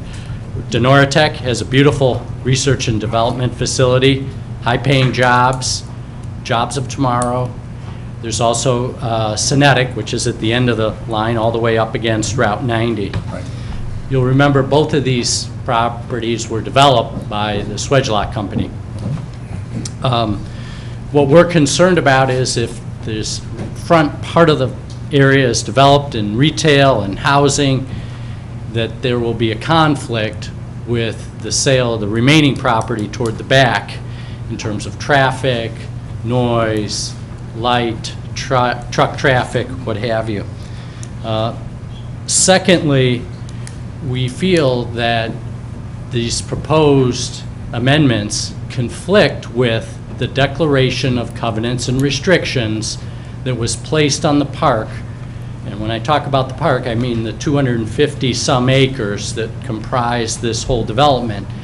I wrote those declarations, and they have restrictions on gross floor area, lot coverage, improvement placement, minimum lot size, architectural review. And I can tell you that those declarations and covenants and restrictions were drafted for a light industrial park. So as long as this property owner has a majority interest in the park, they're going to have a say about what happens. So the zoning's one thing, private restrictions are another. We believe this proposed rezoning will conflict with the declaration. Finally, we just... Now, excuse me, just for a second. Now, this is not a rezoning. I understand that, but... So that's what I want to make sure that we're clear, because that's an important term. And legally, in I'm this not, process. legally, Right. I'm not sure I agree with you. Okay, and that's fine. You're treating it like a rezoning. You're having a public hearing. Right. You're having, so you're going through all the hoops as if it were a rezoning, and you're potentially adopting an overlay district, which adds a bunch of uses that are not currently allowed. But it does not take away the existing uses that are available. I correct? agree with that. I Okay, agree so with that. even if this overlay were to be adopted, okay, I'm just trying to understand, Yeah. because I'm not a lawyer, believe Yeah. me. And- I'm trying to understand. So then if this overlay is adopted and you want to use the property for what it's zoned for now, No. you still have the ability to do that. Nothing is being eliminated from your use. Is that correct? That's correct, Okay. and obviously we have non-conforming rights, which is a whole Right. other Sure. can of worms. But, and Bill West can come up and tell you that when he's trying to market this property, and particularly the property in the back, if there's houses up front, it's harder to sell the property in the back to light industrial users if there's houses up front. Now, we would say, yes, there are two assisted living facilities toward the front, but they're much different uses, and I think we all know this. Generally, people in those types of facilities don't go outside a whole lot, and their windows are typically shut. So it's a whole different animal that you're looking at tonight, where you have single-family homes, you'll have recreation facilities, I guess. I'm not sure who's going to pay for that, but you're going to have outdoor uses with people interacting. And so Bill can certainly testify, he's got 40 years of experience in the industry, and Chris has over 25, that this is going to make it more difficult, even though it's an overlay, to sell what's at the back. Okay, thank you. Just one final thing. Okay. We did meet with officials, with Concord officials. We've been very clear on our position. And this ties into one question you had about, can we just limit the housing? We are not opposed if the township wants to apply a zoning overlay district to its parcel, have at it. We have no opposition. They own 7 acres. do what they got to do. What we're concerned about is what we have left and the ability to sell that in large tracts. And they've been over the years, been a very conscientious member of the community. They've gone with high-quality developers to sell parcels to and have made significant investments. The road that was installed, both Capitol Parkway and Discovery and the extension road, were built to light industrial standards. With these roads will last forever. There was also significant infrastructure built for stormwater and water facilities that will benefit someone at some point. But we would ask that as long as our client owns the property that they have, that we remain as it is and allow them to continue to market the property as is. Thank you. Appreciate your Can I make a comment to Sure, that? sure. Mr. Monroe, I've worked for a light manufacturing company that built a plant in Highland Heights on well less than 100 acres, and we had 2,000 cars coming and going every day on 3 shifts. So under your proposal, if we were to do that and do light manufacturing, it's possible we could have 2,000 cars coming in and going every day on 3 shifts. It could be. Okay. I It's just it's wanna what's make it- permitted by the zoning. I'd like Yes. to make that clear, that's an alternative, 2,000 cars coming every day. I don't know what the size of the facility is. Okay. All right, thank you, sir. Okay, any opposed? Quiet down, please. Anybody else in row 1 that would like to speak opposed? Okay, row 2. Bob, I think it's your turn. I think it's your turn. I had all this time, I'm Bob Patterson, 10940 Girdle Road, Concord. I had all this time to just soak everything in. And I think so far it's a great meeting. I do think that the zoning commission tonight is at a crossroads of a very important decision to make. I'd like to step back for a minute and address the survey done by Rising? What's your name, Rising? Rising. So my wife and I are from Chicago. We grew up there. They cited several examples in Chicago which were very successful, and I agree. I don't disagree. However, there's 70 million people in that area in Chicago. We don't have 70 million people here. Slight problem. They cited the 2004 comprehensive plan. The most important section of the plan wasn't mentioned. The 8% commercial that we're talking about in the JED was to remain sacred and not be developed for residential. That's in the plan. They never mentioned it. And throughout their whole presentation, they never mentioned that retail is dying. 25% of retail is going to die in this country this year. Sears is left. Maggiano's, the high-end restaurants leaving Beechwood. Are we going crazy here? You have a decision, and this is why it's so important. Our trustees have already spent $1 million of our tax dollars on buying 7 acres for their vision of Concord. What do you know, this thing that was presented. If we go down this path and it doesn't work, we don't get the retail, we don't get the high-end restaurants, we're going to look pretty stupid. I know that the developers have to put their money up before anything and say, oh, I'm going to put this in, I'm going to put these stores in, I'm going to put the residential in. But they're not going to do that. I don't really think they're going to do it. Here's what my proposal is. We're sitting on a cash cow. You're getting $600,000 a year from the JED. You're going to get another $1 million in a few short years, probably less than a year. That's $1 million flowing into our township that has no encumbrance on it at this point except to finish paying for the road. Think of what we could do with $1 million a year in our township, paving roads, getting everybody off everybody's back, and not worrying about this vision. How many people here care if you get one more person in Concord? We've got plenty of residential areas in Concord that are flourishing. People are moving here. We're 15%. We're increased 15% from the 2015 plan. Hey, we're in heaven. This is heaven. Why ruin it? Why put high density, it's not a bad word. It did work in Winnetka and the Naval Air Base and everything. Big deal. That doesn't mean we have to do it. You guys have the ability to go back to the trustees tonight or tomorrow and say, let's rethink this. And if they did a good survey, why didn't they get the people involved? There was some criticism at the Q&A. No one attended the public meetings. That's because we trusted our trustees. We thought they were doing, I met with them for 10 years on and off. They never once mentioned high-density residential, not once. Okay, Bob. So, I'm Thank getting you. kind of excited, Yes. but Understood. what I'm trying to say is, it'd be a good idea to say, stop, let's get the people, let's let everybody know what's going on now. The grapevine came out a week before your meeting, and it wasn't in there. Remember, somebody asked you that, and you had no answer. Why wasn't it in there? Everybody knows now. And these are good people. Concordians are good people. They want the best for the township. These guys might be right, I don't know, but it sure hasn't been noodled around enough. My only recommendation is you stop it. Please have everybody rethink it and think of that $1 million a year plus coming in another year. Thanks, Thank you Bob. very much. Appreciate it. All right. We're gonna Anybody- watch us on TV. Okay. It's hot in here. I hate to tell you. Well, I want to mention, I'm Sandra Patterson, 109 Coral Girdle Road, and I agree with everything said. I'm definitely against it. Okay, thank you very much. Thank you very much. Yep, thanks. Anybody else in row 2 that would like to speak in opposition? Come on up, sir, state your name and your address, please.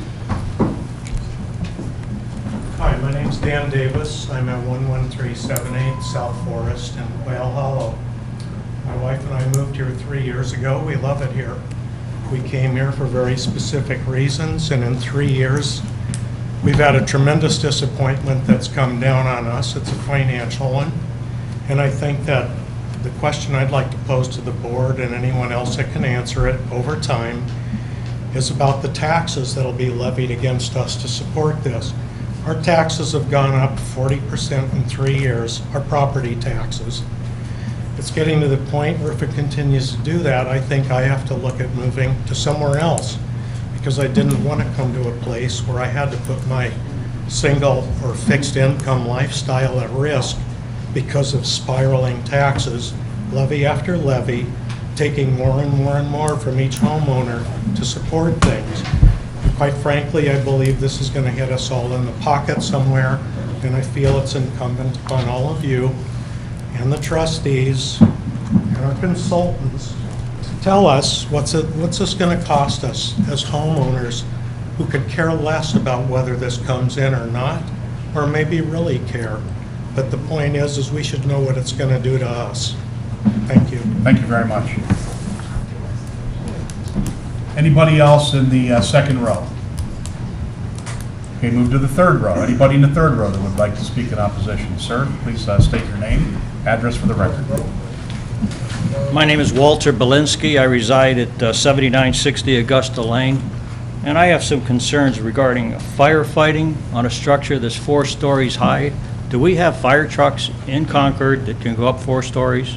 We do. How many? I don't know the number, but we cleared this with the fire chief. Yeah, he could handle that. He's comfortable with it. Okay, good.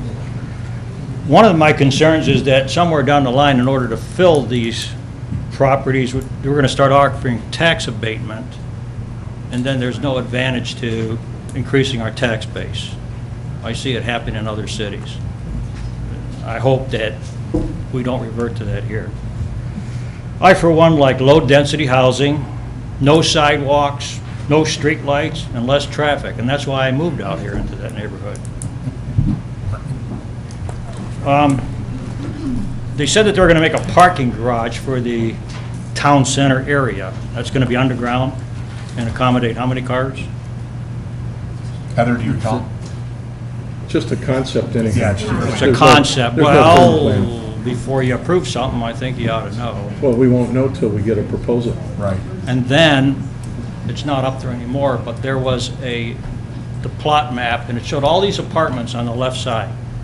And it kind of downplayed the parking situation there. Now, most households have 2 cars. And the figure you were coming up with was it 18 or something like that? 18 units per acre times 17 acres. Was that just for town center, or was that for the housing also? I don't think that included the apartment-looking buildings. Up there, you know what they look like to me? They look like what's on the border of Menor and Painesville on Diamond Center. That's what that looked like over there. Just the row concept. housing. Just the concept. We don't have a plan. The developer will develop the plan. Yeah, but once you approve the zoning, then... Yeah, but we have to see the plan to approve it. and we're not going to build barracks. But that's why we've created the zoning and limited This gives us the the development control. of housing. It's less than 30, it's 30% or less of the gross acreage of the development for housing.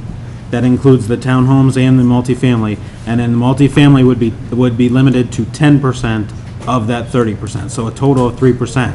If you do the calculations and it builds out to a complete build-out, that would be, let me see if I get my numbers right, because I did a total of 64 multifamily units. Which could be condos. If it was a complete build-out in that residential area. I live on 1 acre. I can't even imagine sharing that with 17 other families. Well, thank you for your time. There's people who do. Thank you, sir. Appreciate your time. And I appreciate your comments. Anybody else in the third row that would like to speak? I'll move now to the fourth row. Ma'am, speak your name and address for the record, please. Lisa LaConte, 8140 Mount Royal Drive. I think somebody next is going to speak to that last fact that you just gave. But first of all, I have a question, and I know I'm not allowed to address the gallery, but Eric Reisinger Company from Chicago. I mean, like, right off the bat when I saw that, I thought to myself, are we really going to even entertain letting people from Chicago? I came in here unscripted because I had something to say, but then it all changed once I heard. I mean, literally Chicago, Illinois, we want them to come in and build out Concord Township, really. You know, and then he says, we finally get a walkable neighborhood. I don't think there's any we when he lives in Chicago. And then the market wants this, and I'm not sure what that market is because survey said in 2004, attached to the 2004 comprehensive plan, that survey did not want it. And only 6,000 people were polled and 30.3% responded, which is an astronomical number when we only expect like 10% to respond. And of that 30.3%, overwhelmingly they said no to this. So, and I was just curious, maybe you can answer, I can address Mr. Reisinger. He mentioned Glentown Center. Is that the name of the place in Chicago? Glentown Center that they built out? I don't know how to ask. Glentown Center? Something like that. Okay, because Glentown Center in Chicago that I know of, that I looked up, Crane's Chicago Business wrote an article and published an article on May 21st of 2014 that development was repossessed by the lender and sold for a fraction of the cost that was owed to the bank. So, I mean, I'll look that up and make sure that we have the right information, but he cited it as something that we're trying to be, and that's what happened in Chicago.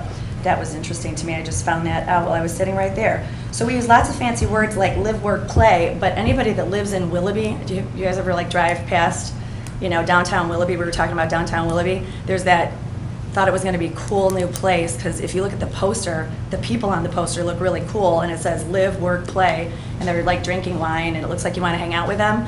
And it's in front of Riverwalk, I think it's called Riverwalk Apartments, which are dumps. My girlfriend is trying like crazy to get out of there because the walls are paper thin.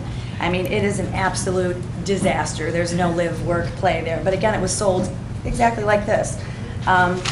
So I just wanted to read one thing and then I'm done. I wanted to let you know that I found on Chris Galloway's Facebook page something that caught my eye. Maybe you guys read it too. It was shortly after the News Herald ran the Town Center article on the weekend of July 1st. Chris Galloway posted the same article to his Facebook page. That post is gone now, but luckily I took a picture of it. And it said Jim Tracus, who is councilman at large for Independence, said the following as a warning to all of the trustees and personally to Chris. He said, be careful. So many developers expect the taxpayers to subsidize their investment. Independence found this out. So many want to use TIFs, public tax dollars, to pay for their investment in land donations. Essentially no risk and all profit. I urge you, set parameters about public participation before you go out for proposals. We did not and found out that someone was willing to build a mixed-use project and profit from it, but not put much of any cash on the barrelhead to actually invest in the project. I am urging caution. So again, this post has since been removed. I was really, really alarmed by that. Okay, Actually talked to Mr. Tracus. Thank you very much. Okay, and Okay. am I up? Is my 3 minutes up? Yes. Okay, so just for the record, I just want to say that I'm very against any residential zoning on this very precious plot of land that's in my backyard. And if anybody wants more information, they can go to defendconcord.com. Thank you. Okay, anybody else in the fourth row that would like to come up and talk? Anybody in the fifth row? Anybody in the fifth row that would like to come up and talk?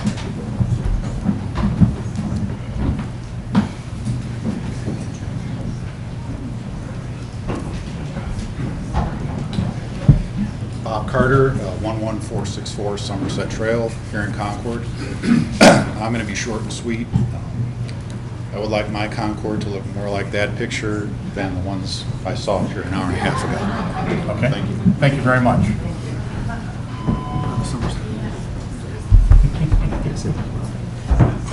Anybody else in that row that would like to come up and speak? Yes, sir. Please state your name and address for the record. My name's Dario Majosic. I live at 6993 Sturbridge Drive here in Concord. My wife and I moved here in 2011 and plan on starting a family. Part of the appeal to moving to Concord was the rural environment. She grew up in Wickliffe, which is quite a busy town, and I grew up in Mentor, which is something that we both wanted to get away from. I'd just like to state for the record that I think it's very important that before we make all these decisions, that if we take into consideration the pace of people that are moving into Concord every year, that we need to redo a survey and we need to take everybody's opinion into fact. I think, you know, as I moved in 2011, 3 weeks ago is when I really noticed all of this. I try to read Concord's website page often and try to see what's going on in the community.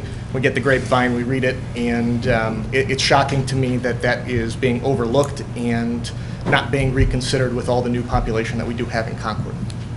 So I am just stating for the record that I am against the zoning of housing or residential in the new district. Thank you very much. Yeah, of course. Appreciate your comments. Anybody else in that row that would like to have anything to say in opposition? Last row seated. Anybody that would like to have anything to say in opposition? Sir, please come up and state your name and address for the record, please.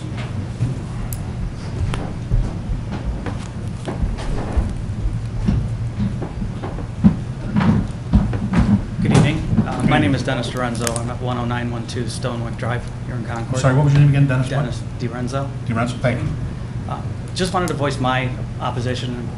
Previous speakers have done a nice job. My concern is more along the lines of what happens along State Route 44. Since the new interchanges come in, because where I live, trying to get onto the highway going northbound is very difficult during morning rush hour. And coming southbound, when I get off the highway at the interchange, very difficult going southbound. So putting in high-density residential that's going to be trying to compete in that cross traffic, I'm very concerned about. That's just really what I want to say. Thank you very much. Anybody else seated in that last row?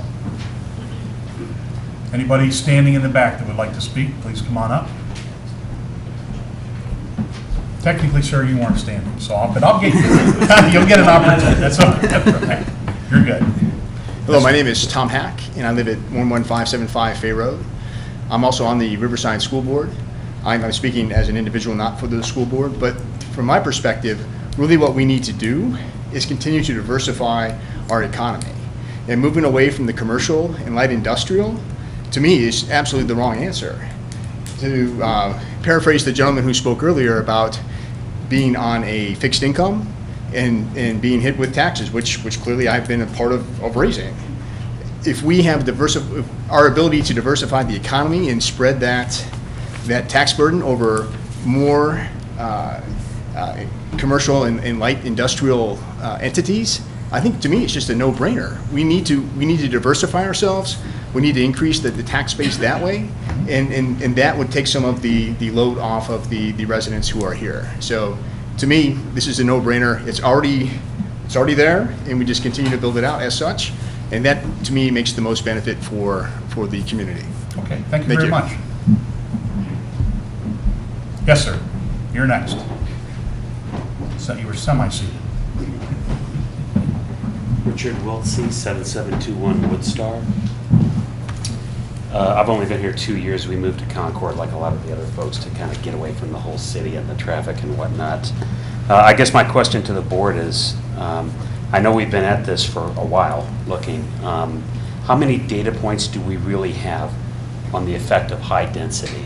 Okay, and by that I mean, you've hired a competent group behind me here to do that, but in their presentation, I didn't see where they really cited any data points in their facts versus miss versus facts, however you want to state it. Now, when you say data points, what do you mean by data? Can you define Well, that? for example, on crime rates. Right. Okay, and then high density areas. Okay, they said that moving to the high density, that there's, you know, no relative change in that, right? Right. Citing what? Right. Okay. So I'm asking you as the board, did you do your homework on this, right? More than one data point. Okay. Likewise with traffic, property values, the whole 9 yards.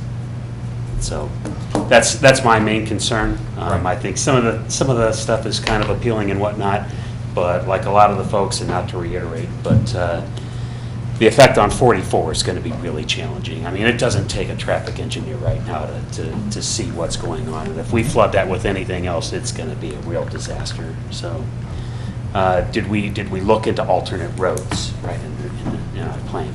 So that's it. Thank you. Anybody else standing in the back that would like to comment? Please come up, state your name and address for the record. I'm Tim Marlowe at 7372 Hunting Lake Drive. And my observation is the citizens of Concord may have come to this table late from your perspective, but we are still citizens and wish to be heard, even though we are late. Supposedly, according to the trustees and what you have said, there have been public meetings and there's been public discussion.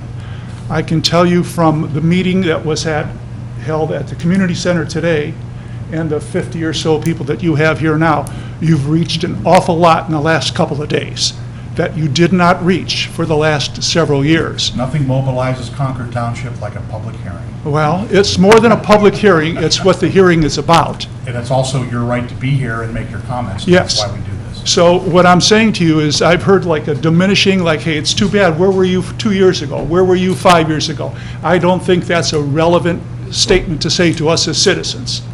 So number one, just because we're objecting late doesn't mean it's not a valid, solid objection. I agree with you. Okay. And the other issue is when they were pointing out what a wonderful town center this would be. And I'm sure it would be a wonderful town center if the residents wanted it.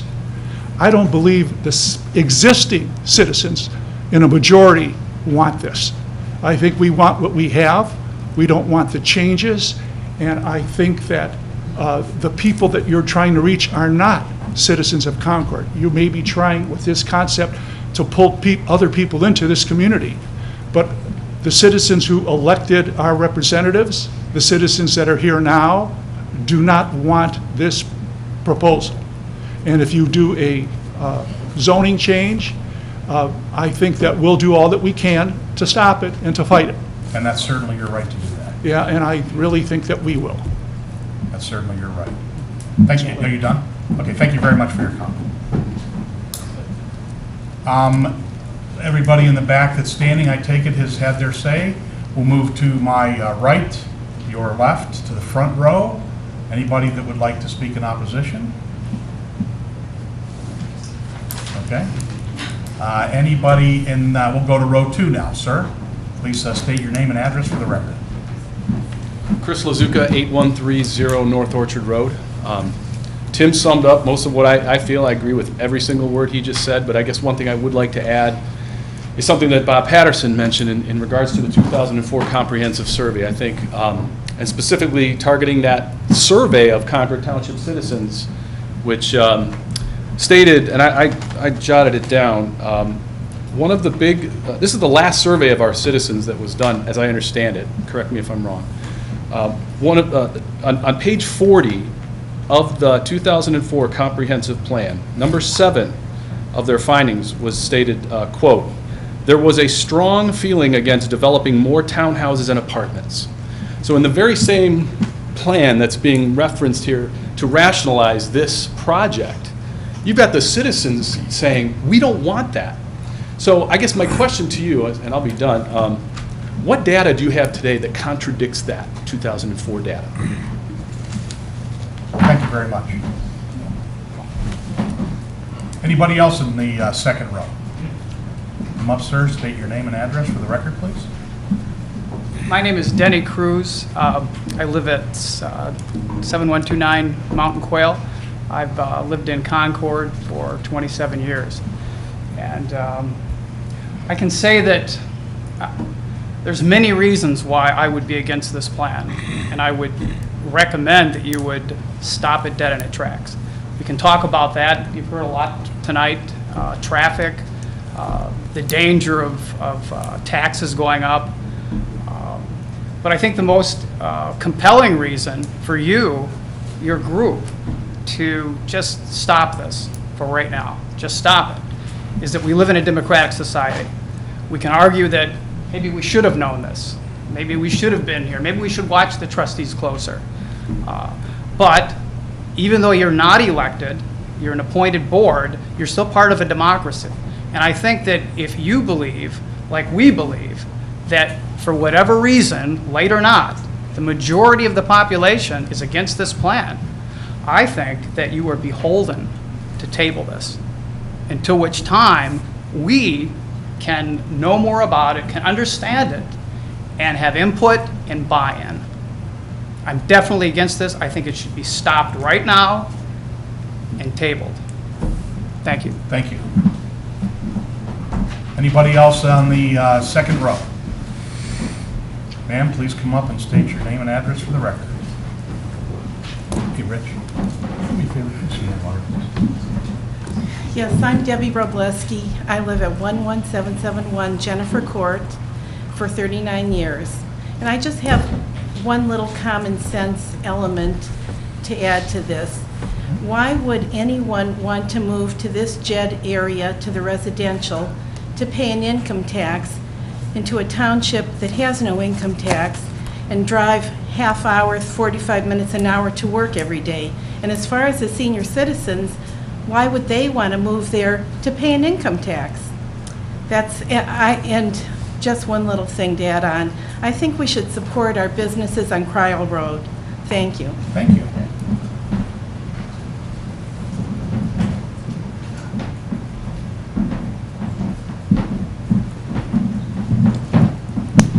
Hi, good evening. I'll try to keep it short as well. My name is Kari Matsko, 10915 Girdled Road.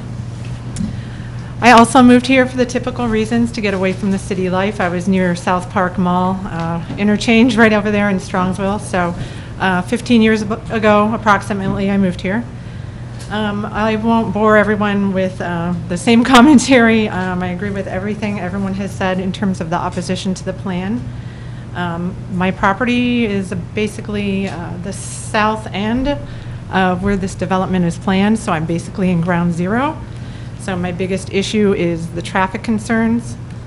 And the best neighbors that we've had thus far on Auburn Road have been the commercial industry, so I would also like to, I guess, ask a question either to the board or to perhaps think about with the trustees. I don't know if everyone's recently seen in the news lately that Amazon.com is moving Midwest, and there's fulfillment centers. They're looking at Randall Park Mall, where they're going to not just move into a building, but demolition and start from scratch. That's 1,000 jobs.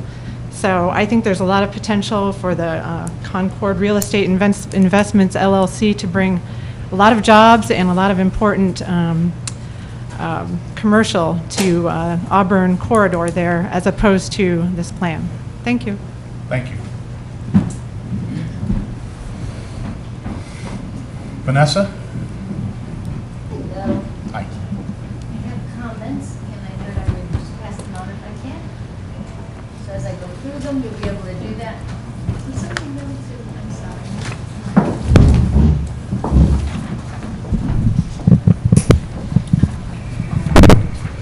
Do you want to hold it? No. Thank you very much. 3 minutes. Thank you. So I agree with all the comments that people have talked about. I do want to just explain the residential density.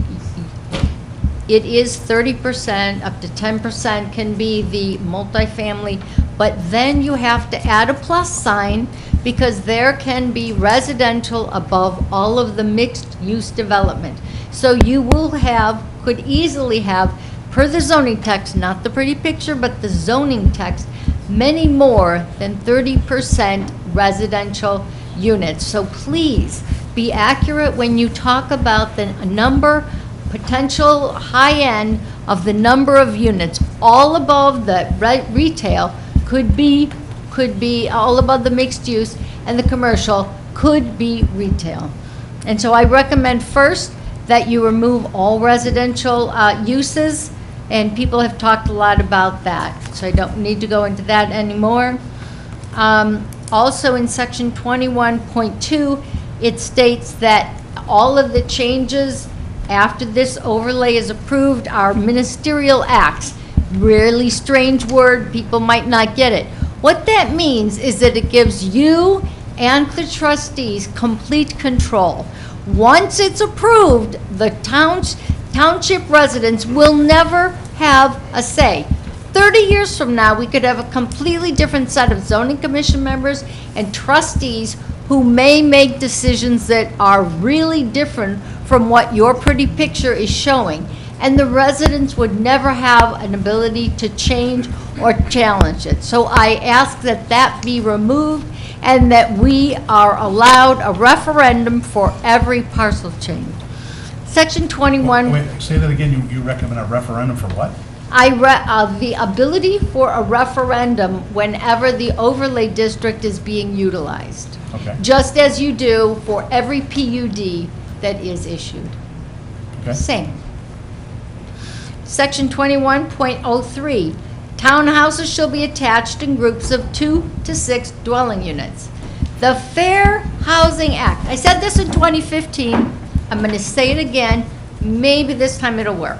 The Fair Housing Act is only applicable for 4 or more attached dwellings.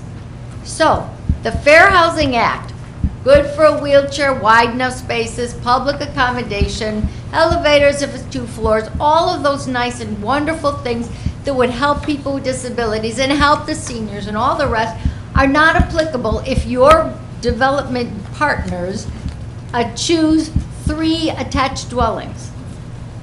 So please change the zoning text to either say the Fair Housing Act applies regardless of the number of units, or change your text to say 4 or more dwelling units attached. Either way would work, but otherwise it doesn't help. Okay, Vanessa, your time's up, so if you want to maybe give us a condensed final comment here. I don't want to cut you short, but... Sue? I give Vanessa the authority. No, we're not going to play games of giving time. No, that's none. Thank you. Go ahead. Sue, why don't you Vanessa. come on up here and read it Why don't with you me? go ahead and finish what you have to say. 21, I am going through the exact specific things that you Well, are requiring. okay. I'm not Well, talking Vanessa, about here, like here's, things, hold little on a second, things. Vanessa. Let me finish, okay? I established before the meeting started that there would be a 3-minute time limit.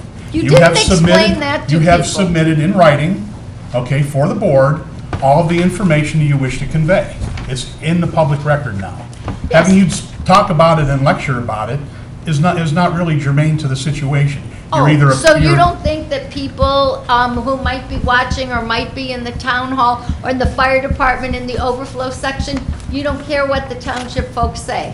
I get I didn't it. say that. No, I you didn't say did. that. You No, I just didn't. did. You put No, it I in didn't. public record.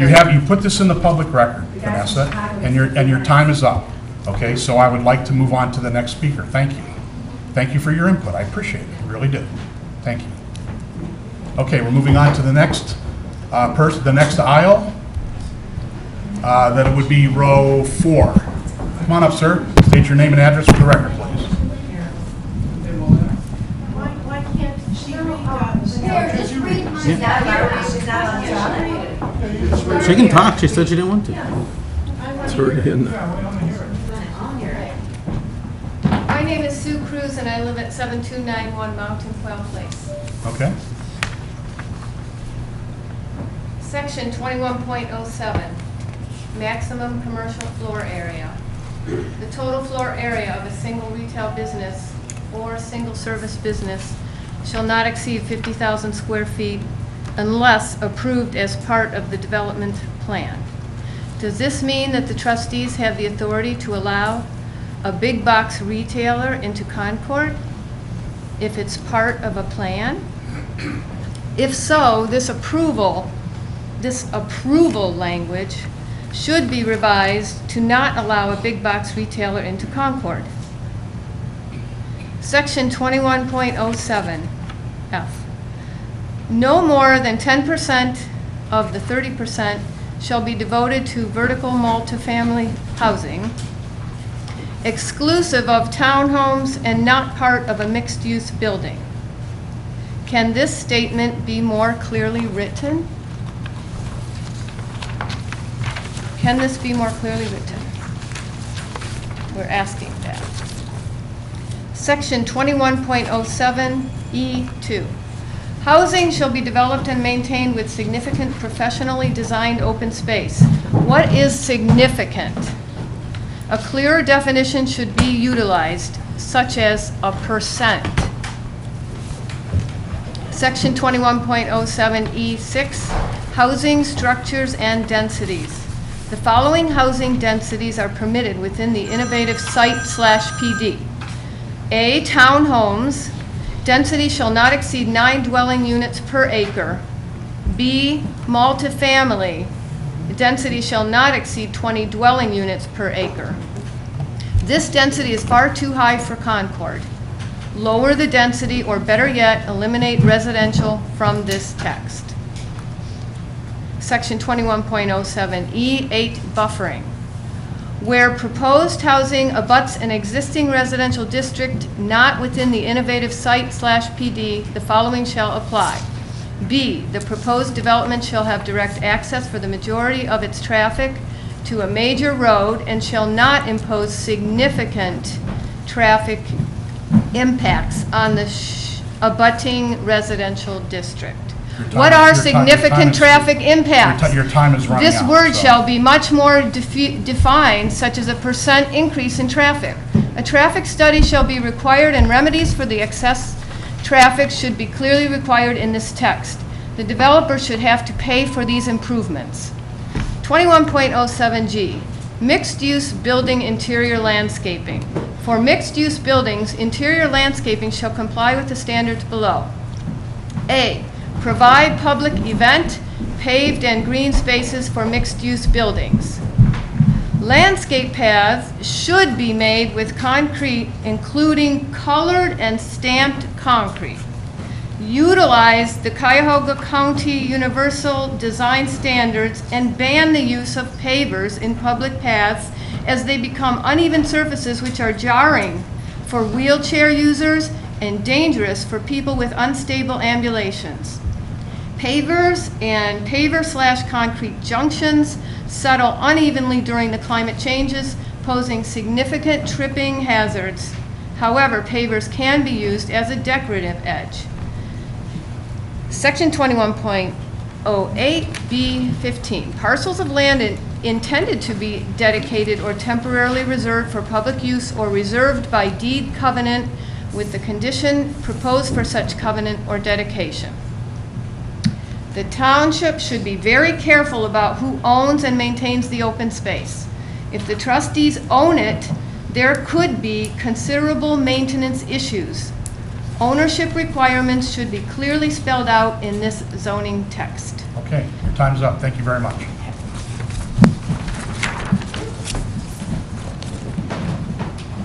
Okay, next row. Anybody want to speak? Come on up, sir.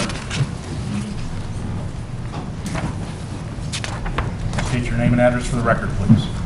My name is Brian Massey, 8196 Rainbow Drive. I lived in Concord here for 11 years. Try not to be redundant, but I am vehemently opposed to this entire transaction for the reasons that have been also already expressed as far as safety and tax increases.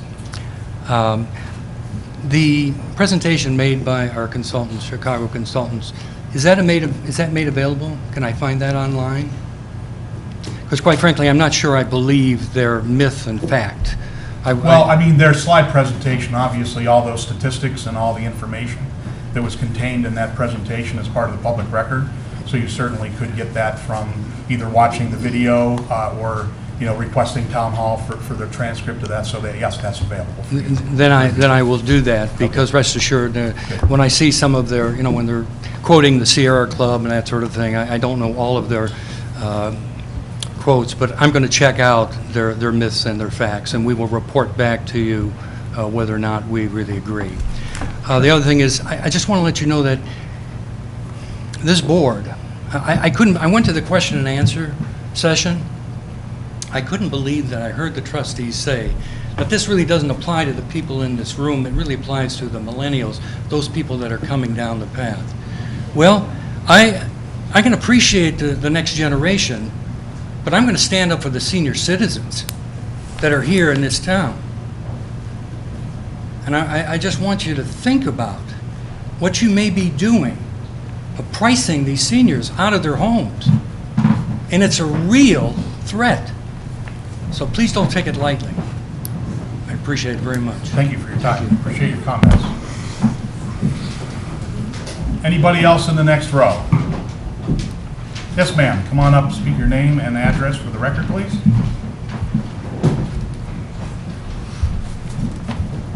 My name is Peggy Halford-McCoy, and I've been here 50 years. Good So for you. do I You get- might win the contest tonight. Do I get more than 3 minutes? No. No, you don't, but go ahead. Okay, I just wanted to tell you that I have an acre and a half, and I love it. I sit out on my deck, and I think everybody would like to do that. So I think you guys, I'm not really for it. I'm not really against it, because I'm not going to be here that long. But I think of my children, my grandchildren, they love it. So think long and hard, because you know what? It doesn't have to be tomorrow. It can be the next regime that comes in here even. You don't have to make a name for yourself. Think of the people. That's what you should do. That's your job. We work very hard at doing that every time, believe me. Okay. Thank you very much for your comments. Anybody else in the next row? I think we're to the last row. Anybody in the last row? Okay, if everybody's had their say at this point in the room, we're going to take a slight recess. And Heather, can you check and see if there are people over at the fire station who would like to come over? I think we've had quite a few people leave. We could probably accommodate some additional people without having to have people leave. We'll take a slight recess and we'll start again.